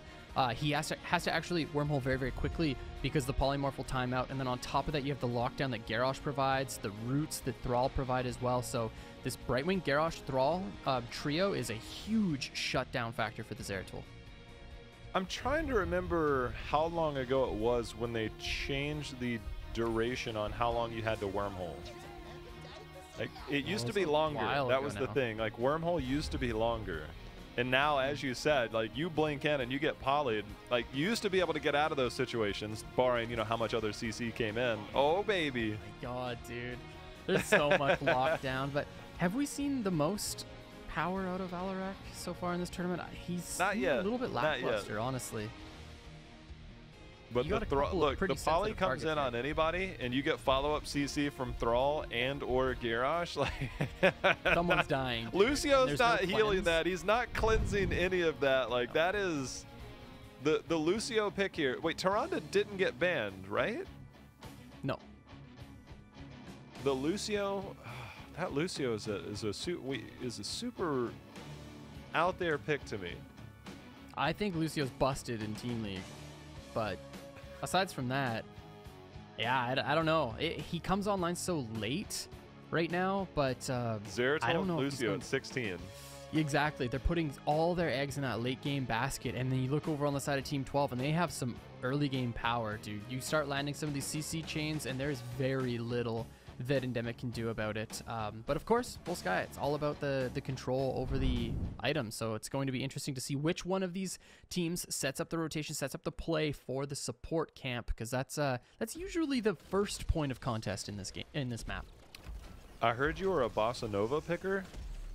The battle begins in what? What does that even mean? Oh. Oh. Look, guys, if you're out there, get the word out. The hashtag Heroes Invitational. Use that on your tweets. Get out there on Reddit. Get out there on your social medias, Twitter, wherever you're at. Let everybody know about the Toasty and Gladman Invitational here. Tempo Storm and Red Bull helping us put this on. It's a great thing. We've got the NA's absolute best competing for the prize pool today. Semis going on right now. Finals later today. Best of 5 for now. Best of 7 in those finals. Get out there. Let everybody know. It's time for game number 3. Team 12 versus Endemic.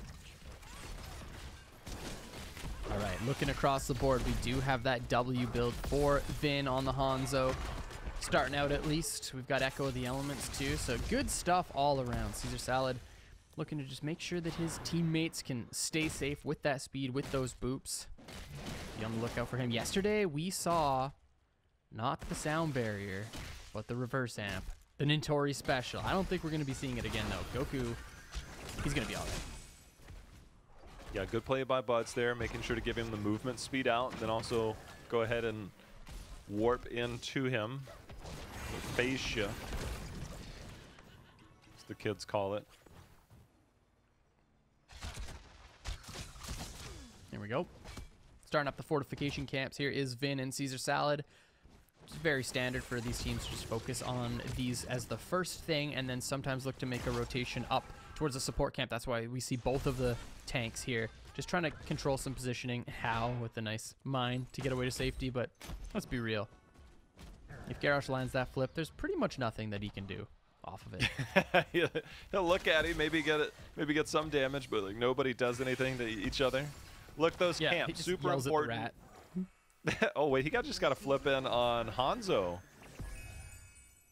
Maybe that ended up being the pull in. All I could see was Hanzo's icon just get flung across the minimap, and I'm like, oh wait a minute, it's gonna be first blood. But the camps in competitive, so it's a twofold reason.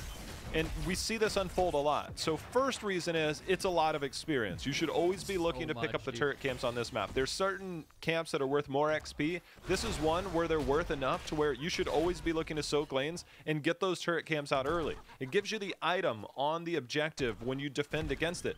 And depending on the camp that you get in the top lane, if you need to back off and defend, by the time you come back down, those camps will be respawning in the middle of the objective, and then you can make a play to get a second turret, more XP, a play towards 7.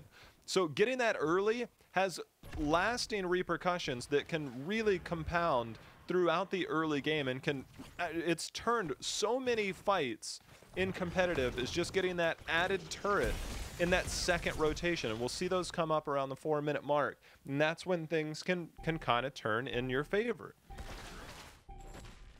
Big old support camp here for Team 12, the stronger comp during the early stages of this game. Endemic have an uphill battle here for this first objective.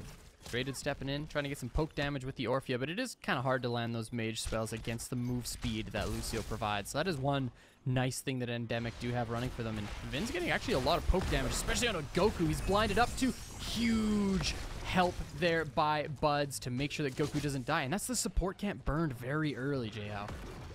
Yeah, they wanted to maintain control so that they can rotate up. This is going to be the moment where, look, the red team and Endemic, they're getting the value. They're trying to get that. Both teams trying to soak 7. Now Alarak goes up there. But as long as Team 12 maintains control, they can always drop off of it and then look to make that play.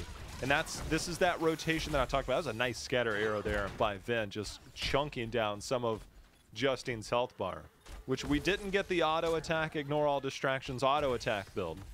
And there's the camp starting to come back up for both teams. And you can see Orphea and Zeratul on their respective teams already making that play to try and load up. Again, in the middle of this, they're trying to use this as the turning point for their fight.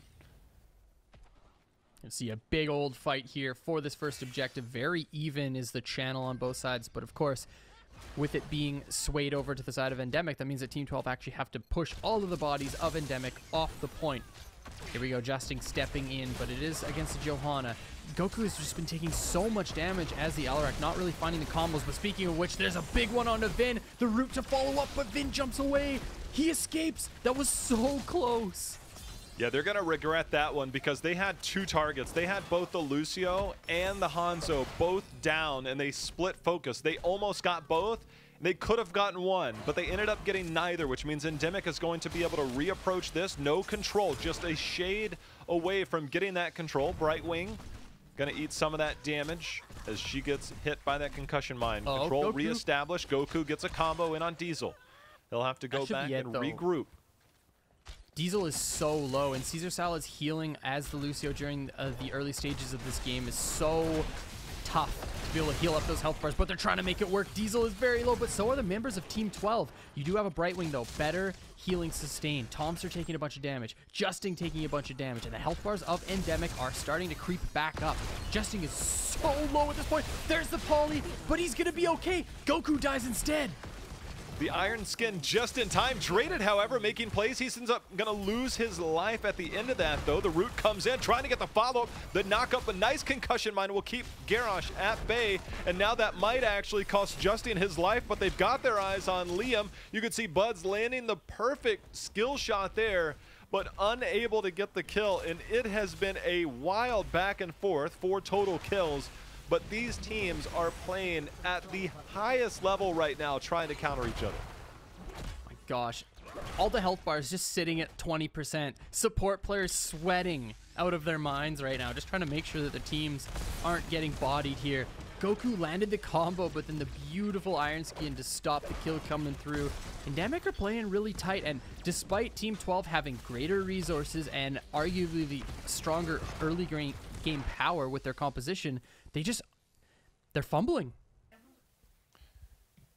Special shout out right now as we get some things squared away. Special shout out to Tetcher, bringing in the viewers. Tetcher, appreciate you sending everybody our way. Everybody, welcome in. This is the Toasty and Gladman Invitational here in North America, where all of the top teams that either were part of HGC last year and some of the reworked rosters, everything that we have, they're here. We had day number 1 yesterday. In case you missed it, we're here at day number 2. The semifinals going on right now. Team 12, the team that we knew that ran all the wild drafts, they're continuing to do a lot of that. It's tied up 1-1. The new Endemic roster is playing here. On the other side later today, we have Murloc Geniuses, which is the old Tempo roster, 3/5 of it, flanked by a couple of new members. And then we also got Team Freedom, which was the old Team Freedom, go figure. But their reworked roster, they looked probably like the most polished team yesterday. And so we've got all that going in the finals going on today. So welcome in, everybody. We're welcoming you in with the quick 3-2-3 while we get a few things figured out. Couple issues, but man, this has been a really, really close early game so far.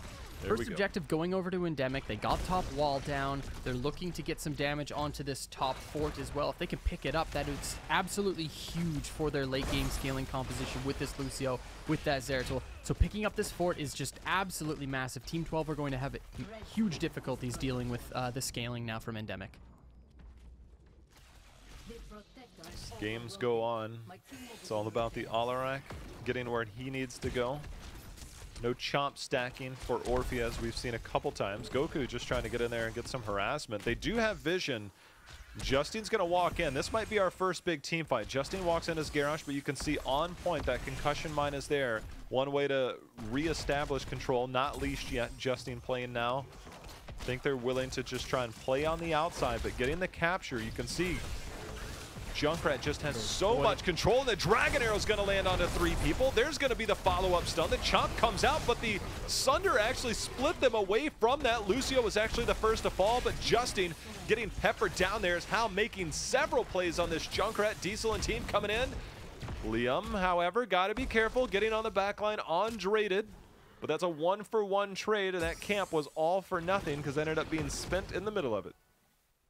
Experience going over to Endemic, so definitely on the receiving end of that trade. So nice job to win that fight. But yeah, that was a lot of heroics just being thrown out. No sound barrier getting used by Endemic in that equation as well. Could have perhaps swayed that team fight, but now both these teams just backing up, picking up their fort camps, looking at the siege camp as well as Endemic. Likely Team 12 going to do the same thing. Next objective is going to be on the top side of the map, and we have to talk about the fact that Endemic do have the advantage moving up there. No fort for Team 12 to back up to, so that's something that we constantly have to be aware of. But again, Team 12 have so much lockdown with their composition. If they can just play one of these team fights well, I think they can seriously blow up a member of Endemic and get away with it. But at the same time, Endemic have the Void Prison, they have the Blessed Shield, they've got the Arrow as well. You get a Riptire off of that, and people are dying. I love both of the team fighting compositions that these teams have.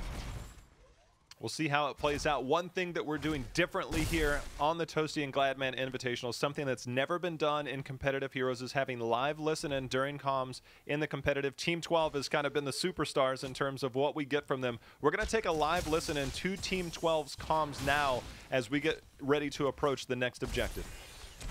Okay. Yeah. Oh, okay. Ooh, not sure. They're still on it. They're still on it. I'm still running to it. I mean, we're still not 13 quite yet. Wait, what is? Does he not have VP? Oh, no, he does. Confused me. Careful mid for Era. Might do the big engage. And I guess we have to fight top. Yeah.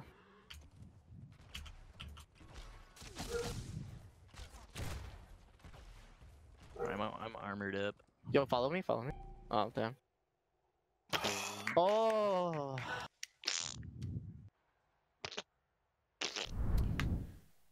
We'll have a chair stream with Kala for now and have a quick lag moment. I believe that was what was defined earlier by one of our members, just dealing with some momentary lag. So we should be able to get that squared up pretty quickly. Kala is actually off checking their internet. I think he was actually the one that went and pulled the plug. But this is something that is different that we're getting a live listen. And yesterday, if you checked Reddit, you probably saw some of those shot calling moments from Team 12. Let's actually take a look at some of the action that we've had recently. And this is like some of the earlier action that we had. So if you're just joining us, you can see the action here, the back and forth, the contention over that early part. You can see the polymorph just a little late. The coordination, this Brightwing coming in, it's all a matter of follow-up CC, the combo CC, everybody's staying low, and the Brightwing trying to keep everybody alive, and the split focus that comes in here. Diesel just able to stay alive. And these are the moments that we've had so far over that first objective. The trades, the 2-for-1 trade, the back and forth. The first objective was won. You can see everybody solo. How has just been making plays for us so far, but it's been the back and forth. In this game, the 1-1, we've had wildly different games, and we're finally on Volskaya. And things back normal here as we get things going, as we approach the second objective, 13 up. Every single heroic available across the board. We've got even talents. We're going to see an explosive team fight, I guarantee it. Team 12 have to be very, very careful to not group up because these Void Prison plays can be huge. And you're playing as a composition where your support gains value if you are grouped up. So again, Team 12, just everything points to them needing to be careful. There is the huge Sunder to start things out, and Lucio gets absolutely destroyed. Diesel is super low as well. That's a second cleanup. Absolutely galactic brain plays by Tomster. Big moves, baby. That's what you want to see. They had some overlap earlier, but that time it was full-on explosion status right there. So they are going to get the kill. They already had control. That's the biggest part, is that they already had control of the objective, which means they're sitting at 55%. We're 15 seconds away before Johanna's back on the battleground. That's a long walk there. This might just easily be the next objective, and now we're seeing Endemic. They're trying to maintain control over the rest of the map. We're going to see if we can get a live listen-in to Endemic this time so we can see how they're trying to counter the plays as we see Team 12 rotating around. Let's defend that. I'll soak you guys defend us. Two top. Two. Liam's dead. Drop your turret if you have. I'm fine, I think. Should be fine, should be fine.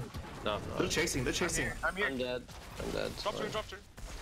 Yeah. 4 there, yeah. Fine. Try to get out. We're scaling. This is You have the ED, though? Yeah. Yeah, if we can just not lose a keep, Once we get here, 16s, that's all that matters. they're pushing bottom with it. We do have endless nades almost. That'd be nice. Just watch the garage flank maybe. Oh, he's in the thing. He's in it. Wait, how? What if you go mid top? Do we need you here? Probably not. No, I'm going top. I don't think you do anything until you have anyway. Yeah. Something good. Just go for pull.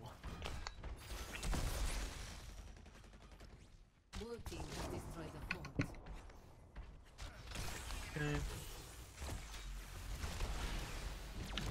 I'm gonna try to get a pick top, I think. We're losing wall for sure. I can't. Kala, sometimes the best words are just let your play speak for itself. There's not a lot of action going on, so you reestablish, you kind of get there, you try and make some places Zeratul, but then you just defend and soak along the way.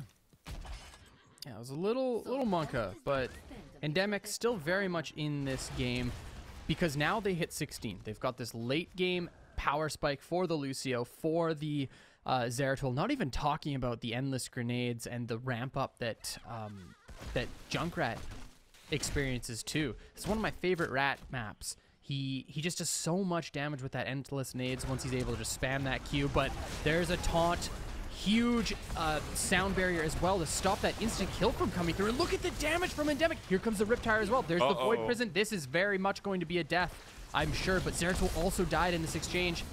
Oh no, he didn't drop. Why would you not hit your RT?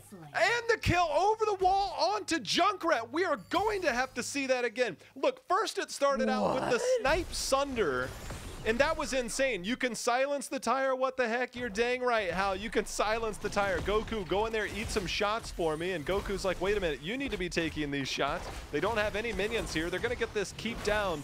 But somehow, some way, we saw Team 12 survive that fight, and another colossal Sunder for Tomster, and then just sniping that out, and then the control over that outside of that VP. I thought for sure Orpheus done, but Liv not once, not twice, but 3 times.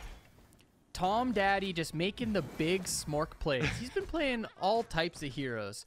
Really, really nice execution by Team 12. The silenced Riptire kills no enemies. You heard it here, or maybe didn't hear it because it's so quiet. Folks, big plays, okay, by Team 12. Kala the dork. Let's go. Another play on the support camp. Team 12 has their eye on it. See if they make the rotation up. Brightwing getting the split lane push with that global. Goku on one side. And now we have Garage coming in, trying to make the big play. There's going to be the combo, the toss, the taunt, the jaws of life. Couldn't save that of Endemic. There's 2 members. In comes the Riptire, trying to get that kill. This time Draded will fall. Buds puts down the turret, but the scatter arrow comes in and obliterates the remaining health bars of 2 more members. It's a 3 for 3. Justin comes in, gets another toss, the turret down. Justin still has the healing pulse, is going to put that down. In comes Tomster trying to get the lightning into the fray. There's going to be one. Can we get another? We will. That is a 5-man wipe in the middle of all of that. Justin throws in Tomster, lands the root. Huge brain play is coming out from Team 12. You love that. Oh my gosh, that's so awesome. Really nice synergy there by the members of Team 12. I would have loved to hear what their comms were during that engagement. Absolutely brilliant. That was wild. I mean, the counterplay with the scatter arrow and the Pierce at 16 just bounced around. 2 people got deleted. I'm thinking Team 12 is about to wipe this. And then all of a sudden the scatter arrow came in. You know, Buds tried to make some plays in there, got the nice ice block while he was poisoned, was almost going to die, but then everything just destroyed the health bars. Next thing I know, we got ourselves a 2v2 at the end of it, and everybody's going back and forth into the fray. Let's go. This is getting crazy. Ladies and gentlemen, if you're just tuning into this tournament, this is what you get, okay? You tune into this tournament, you get the most exciting Heroes of the Storm you've ever seen in your damn life. We got Justin coming in. He's looking at Diesel.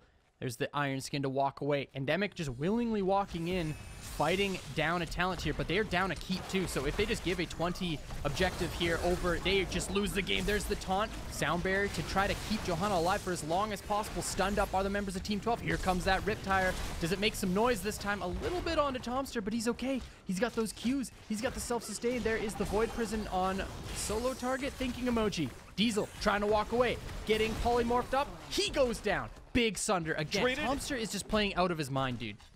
And Draded right there was a one-man army. We've seen the plays by Tomster, but Draded left in there, gonna get the resets, getting the chomp, got another Shadow Waltz, continuing to make plays. Draded, sit down, be humble, my friend. You are destroying these men's lives, live and in person here. We can't do it no more. They're just going to channel. This is going to be pretty much GG. This is going to be almost impossible to defend. That top lane doesn't matter. This is a backdoor call, if anything, and I think that's going to have to be the play, is just try and backdoor, because right now we're looking at Protector in the bot lane and just going to end. And right now with Brightwing up there, it's already been sniffed out. I don't think there's going to be any backdoor shenanigans here. This should be an easy GG. Or is it? It should be all she wrote in the bottom lane. Goku jumping in, making some flashy plays. There's the poly just for good measure. Hanzo goes down. That's it. Ladies and gentlemen, already Pit Kid. Why do I call him that? Why don't I just call him Justing? Same. I don't want to say his name Protector on the way. Offensive. Staggered death on Hanzo. Probably your most threatening damage. I mean, 20's almost here, so Junkrat will have the big nades stacked up as level 4, can get those double taunt. Nobody to really follow that up, but the Protector's here. Riptire is out, but this core should not be much longer alive as Team 12 trying to close out game number 3. That will be it, ladies and gentlemen. Endemic stepping up to try to do what they can. How just trying to pad his stats, make himself feel a bit better about this one. It's okay, buddy. You know about the silenced tire now. Buds, are you going to live or just... Okay, he's just running it down now. It doesn't matter. This game is over. Team 12 get the core. Endemic. Fall. 2-1 now for Team 12. Match point moving into this next game. That was an exciting game, let's be honest. That's one of the most exciting Volskaya games I've seen in a long time, because Volskaya can sometimes kind of... be a little dry. It's like if you need to put your child to bed at night, sometimes you show them a Volskaya game and competitive. Very true. Good point. Yeah. Let's go over this replay. Everybody falls asleep. Man, when I was doing community coaching, sometimes people would submit replays, and it was like one of my rules that was, don't make it a 30-minute game. I'm not trying to analyze a 30-minute Hero League game because there's just monkey plays all over the place. And every single time, I swear, a Volskaya game would come through. It's like 36 minutes, 37 minutes. It's like, oh, this map goes on forever. But this, absolutely beautiful setup. So many kills going through. But then here comes the tire. What happens? There, gets the kills this time. Ben, watch this. Scatter arrow. That scatter was massive. Yeah. Dude, but then it seems like they can still make this play. But then at the top of the screen, you're going to see Tomster kind of enter the frame. And Justin's like, I can't make up the distance. But here we go. Give him a strong arm. Gets the root. That's a feels good man right there. Yeah. You love making those plays on Garrosh. And Tomster just felt good. Having a big, strong man throw him into the fight and pick up 2 kills. You want me to throw you in? What's the next map? Doesn't matter. Smile. Doesn't matter. Am I allowed to say that? Am I banned from saying that from now on? I know what the next map is, and I am super excited for it. This is going to be the map. So look, as we take a look at the final replay here, I mean, it was pretty much all she wrote. Protector at this level, Hanzo's still down. I mean, there's no way you make it out alive. I mean, it's just who can press their buttons the best. Buds just living there. He actually took core shots there. But next map, you know, it's going to be Battlefield of Eternity. I already snuck a peek at it. I'm kind of jumping the gun here. Call me Kala. But it's Battlefield of Eternity. Relax. We saw a high Orphea on this map. Battlefield of Eternity is the one map where I actually really like a high Thrall. Like, that is like one of the rare maps where I am cool with. If you want to pick Thrall, you might want to pick it early, because I don't know if he makes it to the second ban phase, or through the second ban phase. The Thrall has been devastating for teams to deal with. So it's been a good time. And he's one of my favorite heroes in the game, so I like seeing it. However, this is BOE. We've seen so many people run Crash Lightning Thrall on this map, and do you think we're going to see it again if we see the Thrall? Yes. I think this is one of the Volskaya and BOE are the few you can get away with it comfortably. It just depends on the rest of your comp. Generally, Thrall is like a third melee, and as long as he doesn't have to be the solo, like if you have a Zeratul and a Thrall, then maybe the Zeratul's on the 4-man. You can still run Crash Lightning, but as long as Thrall is kind of in that 4-man, the third melee, I think that's where he fits best with Crash Lightning. All right, we'll see if we get it this game, but if this is you guys' first time tuning in again, like Team 12 has been running some pretty fun drafts, and BOE opens up a lot of opportunities for that as well. So I wonder what we're going to be getting in terms of drafts here. Endemic, actually a lot more standardized drafting, but it's been working for them pretty well so far. Last game, honestly, they had all the tools to make those team fights work, but they did not quite have the execution. I actually thought the Tomb of the Spider Queen play from Endemic was the best that we've seen. Like they run the Azmodan just to stop any of the wave pressure that Team 12 had throughout the entire game, and it made things so difficult. So I want to see something similar where they get into the heads of Team 12 and just try to shut down their draft, because if they don't do that, I'm worried about their success in this series. If they're going to let Genji through Beyond, this is a fantastic Diablo map that if you want to get those point-and-click stuns into walls, it's one that if you wanted to let it through and you needed some defensive options, Diablo could come up. So depending on where Diesel goes from here on out, we've seen the Garrosh in the past. It looked good. We've seen the Johanna. It looks fine for the control. But we've got to start seeing him flex around. Like, if they want to be able to diversify their drafts and deal with some of the oncoming pressure that we know Team 12 brings, then I think it might be time to maybe remix it a little along with that Lucio and see if they can maybe get some different frontline play to say, hey, look, this is the different option we go with, and we're going to change up our style, because it's been a very controlled, patient style. Whether it's been the Phoenix, whether it's been the Johanna and the Blaze, whether it's been the Junkrat, it's been more about control and nowhere near the level of aggression that we see from a team like Team 12. And I think that play is fine, but sometimes you gotta switch it up a little. I just want to see what they have for us, and of course, not just a draft. I want to see what they have for us as far as comms are concerned.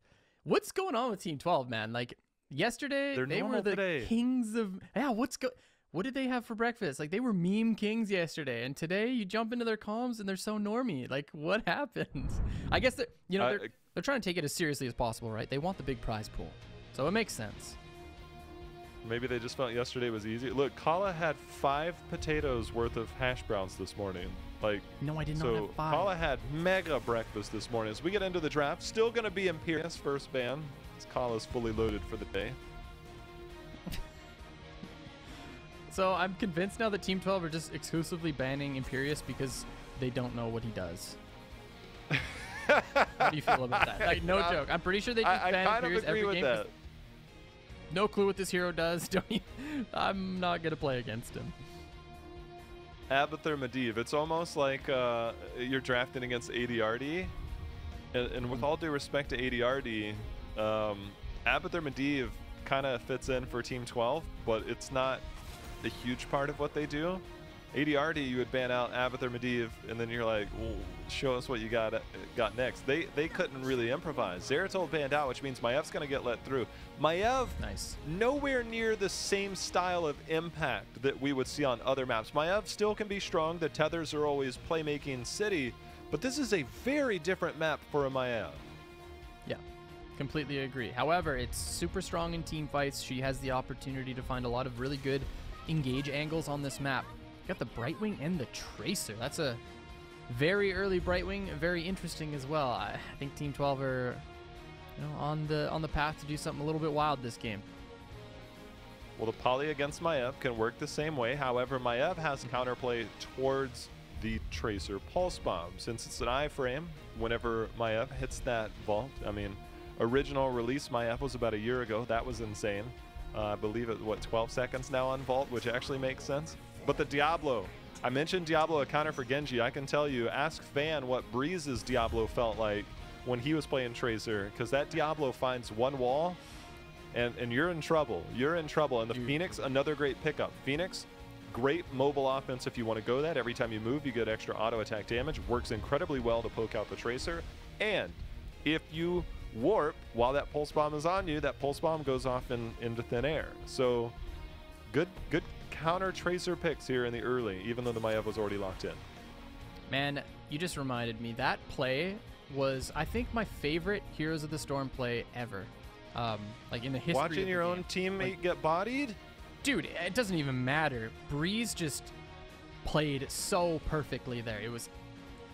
He did it when his whole team was dead, and he was so far deep on that map. Breeze just absolutely bodied fans so hard, and it was brilliant to watch. And yeah, it sucked because it was my team that got owned, but yeah, it was such a sick play by Breeze, man. That kid is such a good Diablo player.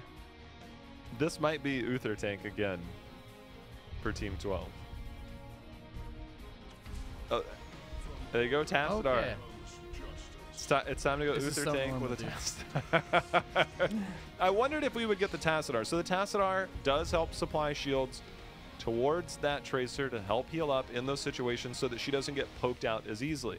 Also, you have your Dimensional Shift in case you get tethered by Maev. It's a very long cooldown, but you can reset that with Archon, so there are playability options, so you reduce the opportunity. Polymorph can help counter the Maev. You have the Pixie Dust that goes out. You have the ability to get out. Malthel has the self-cleanse post 13 should he choose to go that. But there's the Thrall. Super strong, man. Thrall, Kharazim has the highest support race on this objective out of any support in the game. I really, really like that. Also, Kharazim against Tracer stops the Pulse Bomb from getting insane value because you can use your Divine Palm against it to stop the burst potential from coming through. But at the same time, you're going to have to deal with that Malthel last rites as well. Lots of shielding on the side of Team 12. You've got Brightwing shield, Tassadar shield, and Tyrael AoE shielding. So it's a very interesting draft coming up from Team 12. The other thing is Kharazim helps, like, if you want to come in as a Tracer, that shield is going to be there. But Kharazim also helps poke out. And that's the thing, is like Kharazim can now get on top of the Tracer. And so for Draded, he's going to have to play a mean Tracer, because that is going to be poke city when it comes to Phoenix, but then the ability to come in. So the shields for Tassadar, I really like them here. Even if you pick Tassadar later, it's clearly a foresight thing, 100% necessary for them to come in. So this is two very different drafts, both one very aggressive, meant to force their style. For Endemic, it's mostly to defend, but then I look at the map that we're on, and it also complements the map and the objective. So I really like what Endemic has done with this draft, both from a defensive, offensive standpoint, but more importantly, the objective. This is going to be a very good match, I think, for Endemic. Me too. They have the ability to shut down that Tracer, and on top of things, they have a composition that's actually built to deal with the objective. I love what Endemic is bringing. Let's see if they can get this game and tie it up 2-2 in this series. The Tyrael surprises me. Team 12, when Kira was there during Phase 1 of last year, they would run a triple warrior with a Tyrael. And so they know how to play with and around the Tyrael, but it was never in this degree. I mean, this is a solo tank Tyrael, something we don't say a lot of. He's more of a very competitive style warrior. We don't normally get him in the situation of, all right, well, he's here in most of your games. It's just, it requires excellent team coordination. And this is something that shows up a lot when you talk about Team League. Like, you have enough wave clear in the bottom, sure, leave Malthael down here, and then send your double, your task. Oh, wait a minute, hold on. Yeah, Goku able to get out. But you send your task tracer to the top lane, and you win out. Like, there's nothing you can do about it in this situation. Yeah, absolutely agree. You've got the Nisha's Memento to help with that wave clear. Vin has to be careful of not getting, hurt too much when he doesn't have a shield up. But speaking of hurt, Goku just getting absolutely beat up here. Has his his trait running on multiple heroes, so he's going to be able to stay alive and actually almost kill 3 members of Endemic, but deciding to walk away from that one. And Team 12 are doing super well so far during this early game, already picking up their first tower of the game and winning the duel in the bottom lane. The fact that Goku's like, well, the only way out is in. The only way out is through, and he went right back in, turned in, got his shade popped, got that trade on. That was one of those plays, again, for a player like Goku, man. There's the kerosene, man. You get the blinks, you can go in, and you will annihilate a Tracer. Fist to the face, first blood. Interesting. I wonder if Draded had his recall up or any of his Q stacks. I didn't quite see there, but that's a little yikes. Kerosene just jumping into that top lane, getting that first blood. Nice job, Caesar Salad, finding that opportunity. Tomster now just going to try to clear as best as he can, but these goat men are pushing in. Shouldn't be too much damage on the walls here, though. See if he's got Pulse Bomb. Yeah, I was going to say, that Warp was already used, and Pulse Bomb there, not able to get the kill, though. Vin has to be careful with that. That Pulse Bomb scales incredibly well. That's one thing you have to remember about about Pulse Bomb, is that it has very good scaling, and early game Pulse Bombs are pretty weak, and then post 10 you get that extra percentage damage because that's the only heroic you should ever go at level 10. Yep. So that moment when you warp out, I think that's a blessing in disguise, because he's like, oh yeah, I forgot, I probably shouldn't do that. I mean, it was a pretty calculated one because he knew Pulse Bomb was weak, but I think that's a wake-up call, and an early wake-up call, and a good one that will be there for Vin. Both these teams just hanging on to their fallen shaman camps. Of course, this is the play to be made because you don't want to cap these super early. You want them to be running and getting value during the objective. Both teams doing it the exact same way here. Endemic with a little bit of an early top push. So Team 12 going to have to make sure that they have their Malthael up there, which they already do have to stop that from coming through. But meanwhile, they are rotating into this bottom lane to get some damage already done onto these bottom side towers. Endemic need to make sure that they rotate down to stop that from, getting too detrimental. That's the power, man, of this TAS and Tracer combination. You can push up ruthlessly if left unchecked. The cool thing is, it's one thing you mentioned earlier about all the shields, was they sieged up on that, and they're like, well, if the minions fall, then it's harder for us to push in. Then Tyrael just presses W, and everybody's like, oh, everybody's got a shield, including the minions, and they just kept sieging. And so they have that available to them, as we're going to see Justin going to get the dismount. There's the warp, see if they can identify that, and he goes Draded right into the back line. I believe he actually got flipped by Diablo into that, so that Super Monka S there, as Vin's actually going to fall, and he might have his teammate to think Parting Gift is going to get the double there, as that's the first 2 kills on the board, and that is Draded making plays. Shield me up, baby, let's go, as Tracer doing work here on Battlefield. Thank you very much, Diablo. Put me in position. There was no warp available. Phoenix goes down, and that's a lot of free damage over onto the Immortal of Endemic. Team 12 just making big plays in this early game. They're up 2 kills to 1. They're up 2 games to 1, and they have a composition that is hard to beat. These TAS Tracer comps are always just so difficult to deal with because they're so easy to work.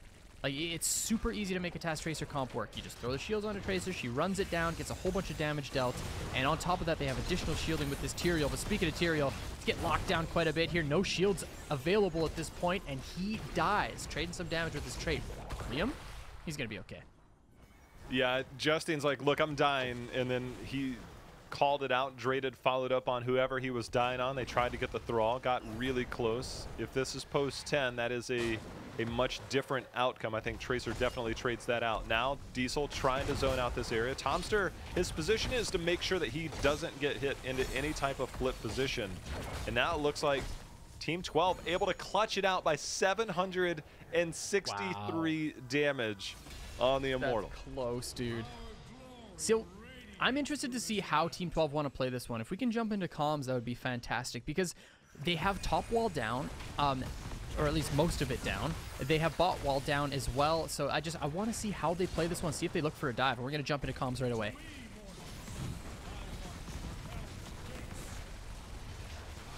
I got move speed in a sec. What the fuck? I got move speed here. I still shield. I've just been saving it. I'm shielding. I shield Justin. I shield Justin. Got it. You're good. I'm getting move speed here. You're pretty low. I'm Diesel. I'm slowing Diesel. Looking at shield. I got damage. That's all my damage. No shield 3.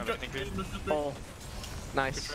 Q in a second. I've got Shield you now. Shield you now. Yo, Maev's there too. I'm with you guys. Be a little careful. We should probably just back out. Okay, she's bottom. I'm rotating bottom to catch the wave. Stall is back. We need 10s. Top is back. Probably back out soon, guys. They're gonna, they're hard going on us. I'm slowing this guy from you. You want shield on you? You're good. I'm just holding shield. I'm holding shield on. I don't think we can kill Diesel without everyone. I sold Maev. So she's not gonna be there. Fuck, I'm fucking degenerate playing this hero. Jesus Christ. Great shield stomp. Oh shit, I'm like just like walking around. It's cool, calm, collected. They take the fort. A calculated That's all approach they to make needed. sure they don't overcommit. I mean, that's a mistake that, you know, certain teams and a lot of Hero League people tend to make. It's like, all right, let's keep poking, and then they overcommit, and then they get engaged on. Right there, Team 12 able to get out and inched every bit out of it. They would have liked to have gotten that tower, maybe 10, but sometimes it's better to just walk away. Absolutely agree. Tomster saying he doesn't want to play any more Tassadar. Why? He's so fun. You have 2 buttons that you get to press, and it's mainly one of them on Tracer the entire time. Feels bad, man. We feel you, Tomster. Honestly, Tassadar is one of like my favorite heroes. I don't know why I like playing him so much. He's just annoying, I guess. And that's why I like him so much. But How has to be They have careful minions here. here. How is in trouble, and Divine Palm is there. How is just sitting on his vault to make sure that he has it when necessary. But a huge blink in by How is actually going to bring everybody. Sanctification goes down. Nice Warden's Cage met by that. Sunder is actually going to split out Justin, who's taking the fort shots. He's going to be the sacrificial soul here as he goes down. But a great Sunder. I thought for sure Justin might be able to make it out of that. But Sunder, the perfect follow-up when that Sanctification wore off. And so a nice kill at a very opportune time as Endemic now going to move forward to start on the Immortal. A lot of beauty Sunders so far in this tournament, but the fight is breaking out again. Team 12 don't want to give up despite being down one. Goku just hard carrying on the backside of this fight. Liam has 0 mana left. Tracer dies in this exchange, and Vin is pushing in, looking to make big plays on that Phoenix. That's another one down. Brightwing dies, and Goku cannot carry this fight despite being the Angel of Death here. Goodbye, my son. And Endemic are just absolutely destroying Team 12. Vin going to warp in. We know these aggressive ones come in. He's going to get the kill, see if he can make his way out. Diesel's going to make space. Vin going to get his shield already recharging. And right now, staggered death after staggered death, and a lot of it started when How made that play. First the Divine Palm, but after that, the team of Team 12 grouped up, and How went in, saw an opportunity, got a massive, massive prison there. Oh. Sanctification was not enough to kind of stop this cascade of events that have unfolded here for Team 12. The Sanct was dank for the Lightning Breath. It pretty much negated the entire thing, but that's about it. You know, Team 12 not able to get that one to save them from the actual deaths that came through, but Diesel had a really clutch play. But here we go, How finding a nice engagement. There's the Sanct to stop the combination coming through again. Honestly, really clutch by Justin, and now the turn is coming through. How Tomster getting a lot of damage onto that front line, and huge damage onto the back line of Endemic as well. There is nothing that they can do. They are just getting absolutely run over by Team 12 with the heroics popped. That Archon was pretty scary. I mean, they are lucky that they did not lose more. because everybody was low on the side of Endemic. And right now, DIABLO dropped Soul, so he's going to make his way back. It doesn't look like it's going to be in time. So we're going to see Team 12 pick up another objective here. I think even the Pulse Bomb used there to try and finish that off quickly. So Team 12 will have a small shield this time. And I think last time we had Team 12 comms. Right now it's Endemic. Remember, if they lose this game, they are out. We're going to see if we can get Endemic's comms on this side, because this is one of those threatening moments with this pushing in and 13 talent tier here for Team 12. Let's listen in to Endemic. I think we give for it. Yeah, give for it. I got 30 on my cage. We probably don't need that though. You guys can do yours first. Just let the drop up. I feel like there. how. Oh, never mind. I think that's wrong. Never mind. Just continue. Want me to cage after or? No, I was thinking about it, but I don't. I think we need to engage. Okay. I just need to interrupt saying. It's holy ground. Yeah. Can I? I didn't know it was up there. Hitting that mortal. Just play Immortal. Poking. Watch the holy grounds. Yep. Split. It's rolling. Careful. We're low souls, so it's kind of scary. We can if you see anything. Can. I'm still fine. Okay. I don't know if we want to ever trade. I got nothing. They're out. There's a big top wave. I'm sorry. Let's start this camp. I think we just have to push something. They might do bot mark and slow siege bot. You just Yeah, fight can we fight them? I think it's gone. Wait, how's that? It's gone. If they push bomb, we can fight them there. Just take the nice for now. They have Sanked back up. So. Yep. Okay, I'm hitting top wave then. Crazy how in League the cooldowns were like 2.5 minutes or something. Yeah. Sure. That. Longer game, I guess. League's just a better game overall. Wow. I'll make it low. Watch bot. Keep. Yeah, I'm coming. They might just go for it. So Kala, at one point during the defense there was a member of Endemic that said maybe we should engage. And in a lot of competitive games, there's normally an engagement beyond that. Instead, they chose not to. They're playing a disciplined approach with their backs against the wall. Was that a time for Endemic to maybe engage? Are they letting their foot off the gas too much and playing the map too much right now? Totally. Dude, okay, so How had a 4-person W, 100%. His E landed on the back line of Team 12, and Team 12 didn't have Sanctification at that point. I thought 1000% How was going to look to engage off of that, because every single time so far that there's been a cage into a lightning breath, it's just been sancted. But they didn't have that opportunity there. I totally thought they were going to look for a play, but now they're trying to find a play deep in the enemy territory of Team 12, forcing out that Sunder just to look to disengage, and Diesel's getting absolutely destroyed. He goes down, no souls available. Vin trying to get out as well, but this is such a tough team to get away from. You have the speed from Material, big scan, but just the damage is not there. How? Ooh, there's a good old Divine Palm by Caesar Salad, keeping How alive. He's trying to get those cleaves, but Maev dies on the backside of this engagement, and I really don't think that was the play for Endemic to make. I 100% agree with you. They should have looked for that play underneath the bottom side keep. Yeah, they went for the play, but it seems like they were just trying to make sure that they didn't get to 16, but maybe the opportunity was here. 16 now picked up, keep down. Still another member down on the side of Endemic. Team 12 firmly in control of this game. That will actually take down that fort, I believe, as another minion wave making it up, unless somebody goes up there. Actually, that might get cleared out, but either way, we've got Team 12 with the 16 talent tier advantage, being aggressive on this side of the map and able to do so. It looks like that's actually going to be cleaned up. Tomster with that Psionic Echo now at 16. Mega wave clear. Things are just getting worse and worse here for Endemic. Having a lot of problems keeping themselves alive in this game. Looks like we got a little bit of an issue here with Caesar Salad. We'll jump back to our pretty mugs. Hey Jay, how's it going, buddy? I agree. Look, this is an experienced team with very experienced members of Team 12 knowing when to be aggressive, when not to be aggressive, when to expose that.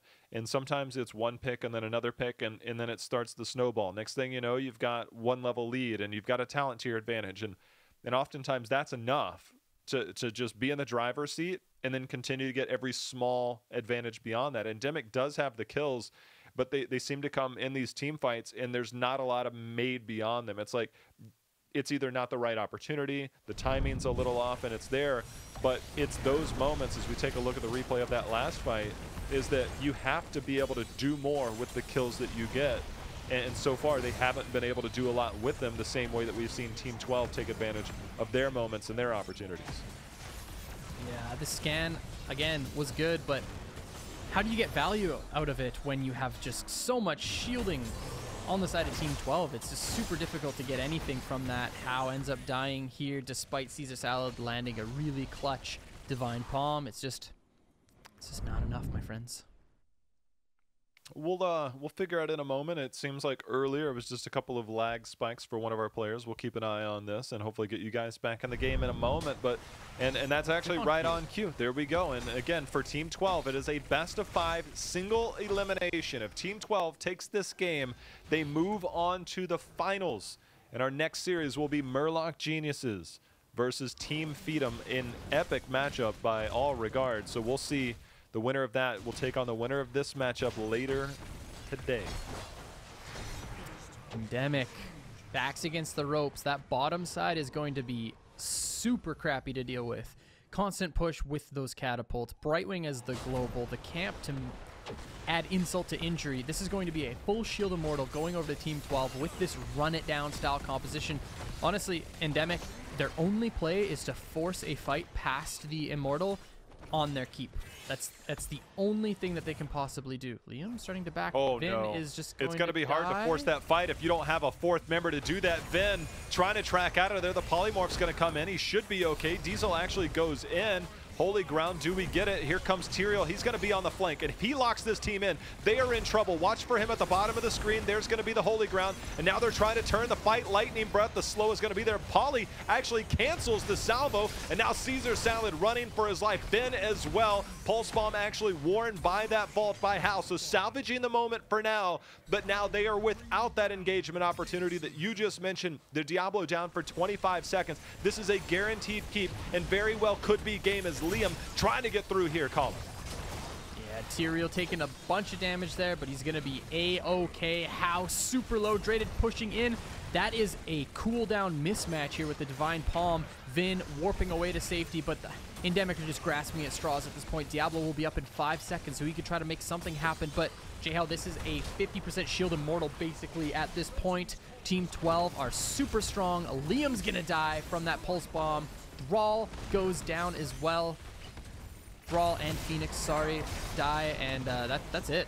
That's all she wrote. That's all she Team wrote. 12, moving on.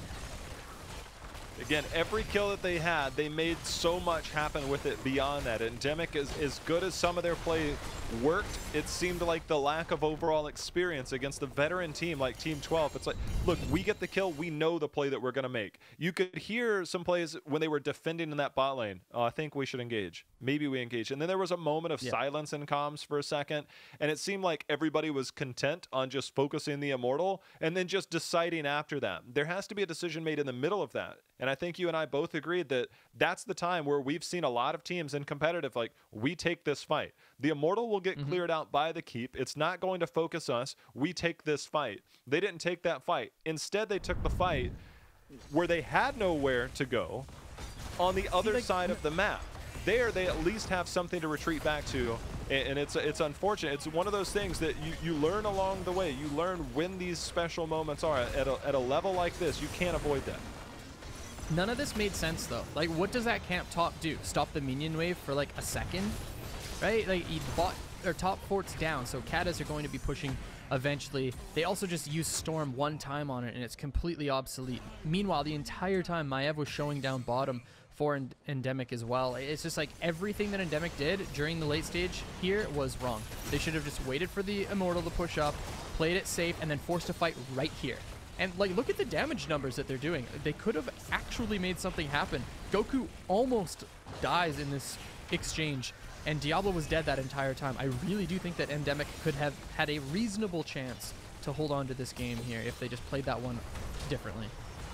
It's funny because one of the main damage dealers in that fight was level 16 Tassadar, man. Like, he had his Archon shortly before that, but like those Psy Storms that are going down, I mean, when you go, like, Phoenix's health bar, right? You pick the level 13 where you negate auto attack or the auto attacks bring your shield back, but it lowers your health bar, man. You get more shield, but lower health bar. And like the minute that health bar or the shield bar is gone, like those Psy Storms are hitting, and I'm like, oh my goodness, like Ven's health bar just disappeared to a Tassadar Psy Storm, and I'm like, no, that feels weird, man. Like, who is Tassadar now? So, but they kept up the relentless pursuit, and they ended up getting the kills and the victory.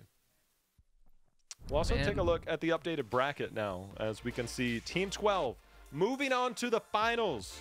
They've taken down 3-1 in both their series, seemingly still doing it their way, doing the thing that they know how to do and doing it their way. Next up, Murloc Geniuses versus Team Feed'em, a matchup that very well could be the finals if they were on other side of the bracket, because this matchup next, Kala, is insane. I think this is actually going to be a huge banger. Like, Murloc Geniuses looked pretty good yesterday. They had some faults. I think that the biggest thing that they're going to have to deal with is just maybe some of their shot calling. Just because, yeah, when we did our listen-ins, it was, you know, Cattle's specialty is shot calling, right? Like, that's what he's always done. And it sounded like he was one of the more quiet voices on the team. On the other side, Team Feed'em just seemed so calculated, so precise. I really liked the way that they were playing. We saw a 3-level lead at one point in one of the Feed'em games on Tomb of the Spider Queen, I believe it was. So they know what they're doing. Their drafts were good. Their play was good. I think, like I said, Feed'em looked like the strongest team yesterday. We'll see what happens today, though. It's going to be fun, man. A lot of confidence on the side of Team Feed'em. We'll see that matchup. First, we're going to go to a quick break. During that break, get your drinks, get your snacks, whatever it is, but also make sure and tweet out Heroes Invitational, hashtag Heroes Invitational. We got more action for you guys today. Toasty and Gladman coming back as we got Tempo and Red Bull helping us get this party going. Don't go anywhere. We'll be back in just a minute.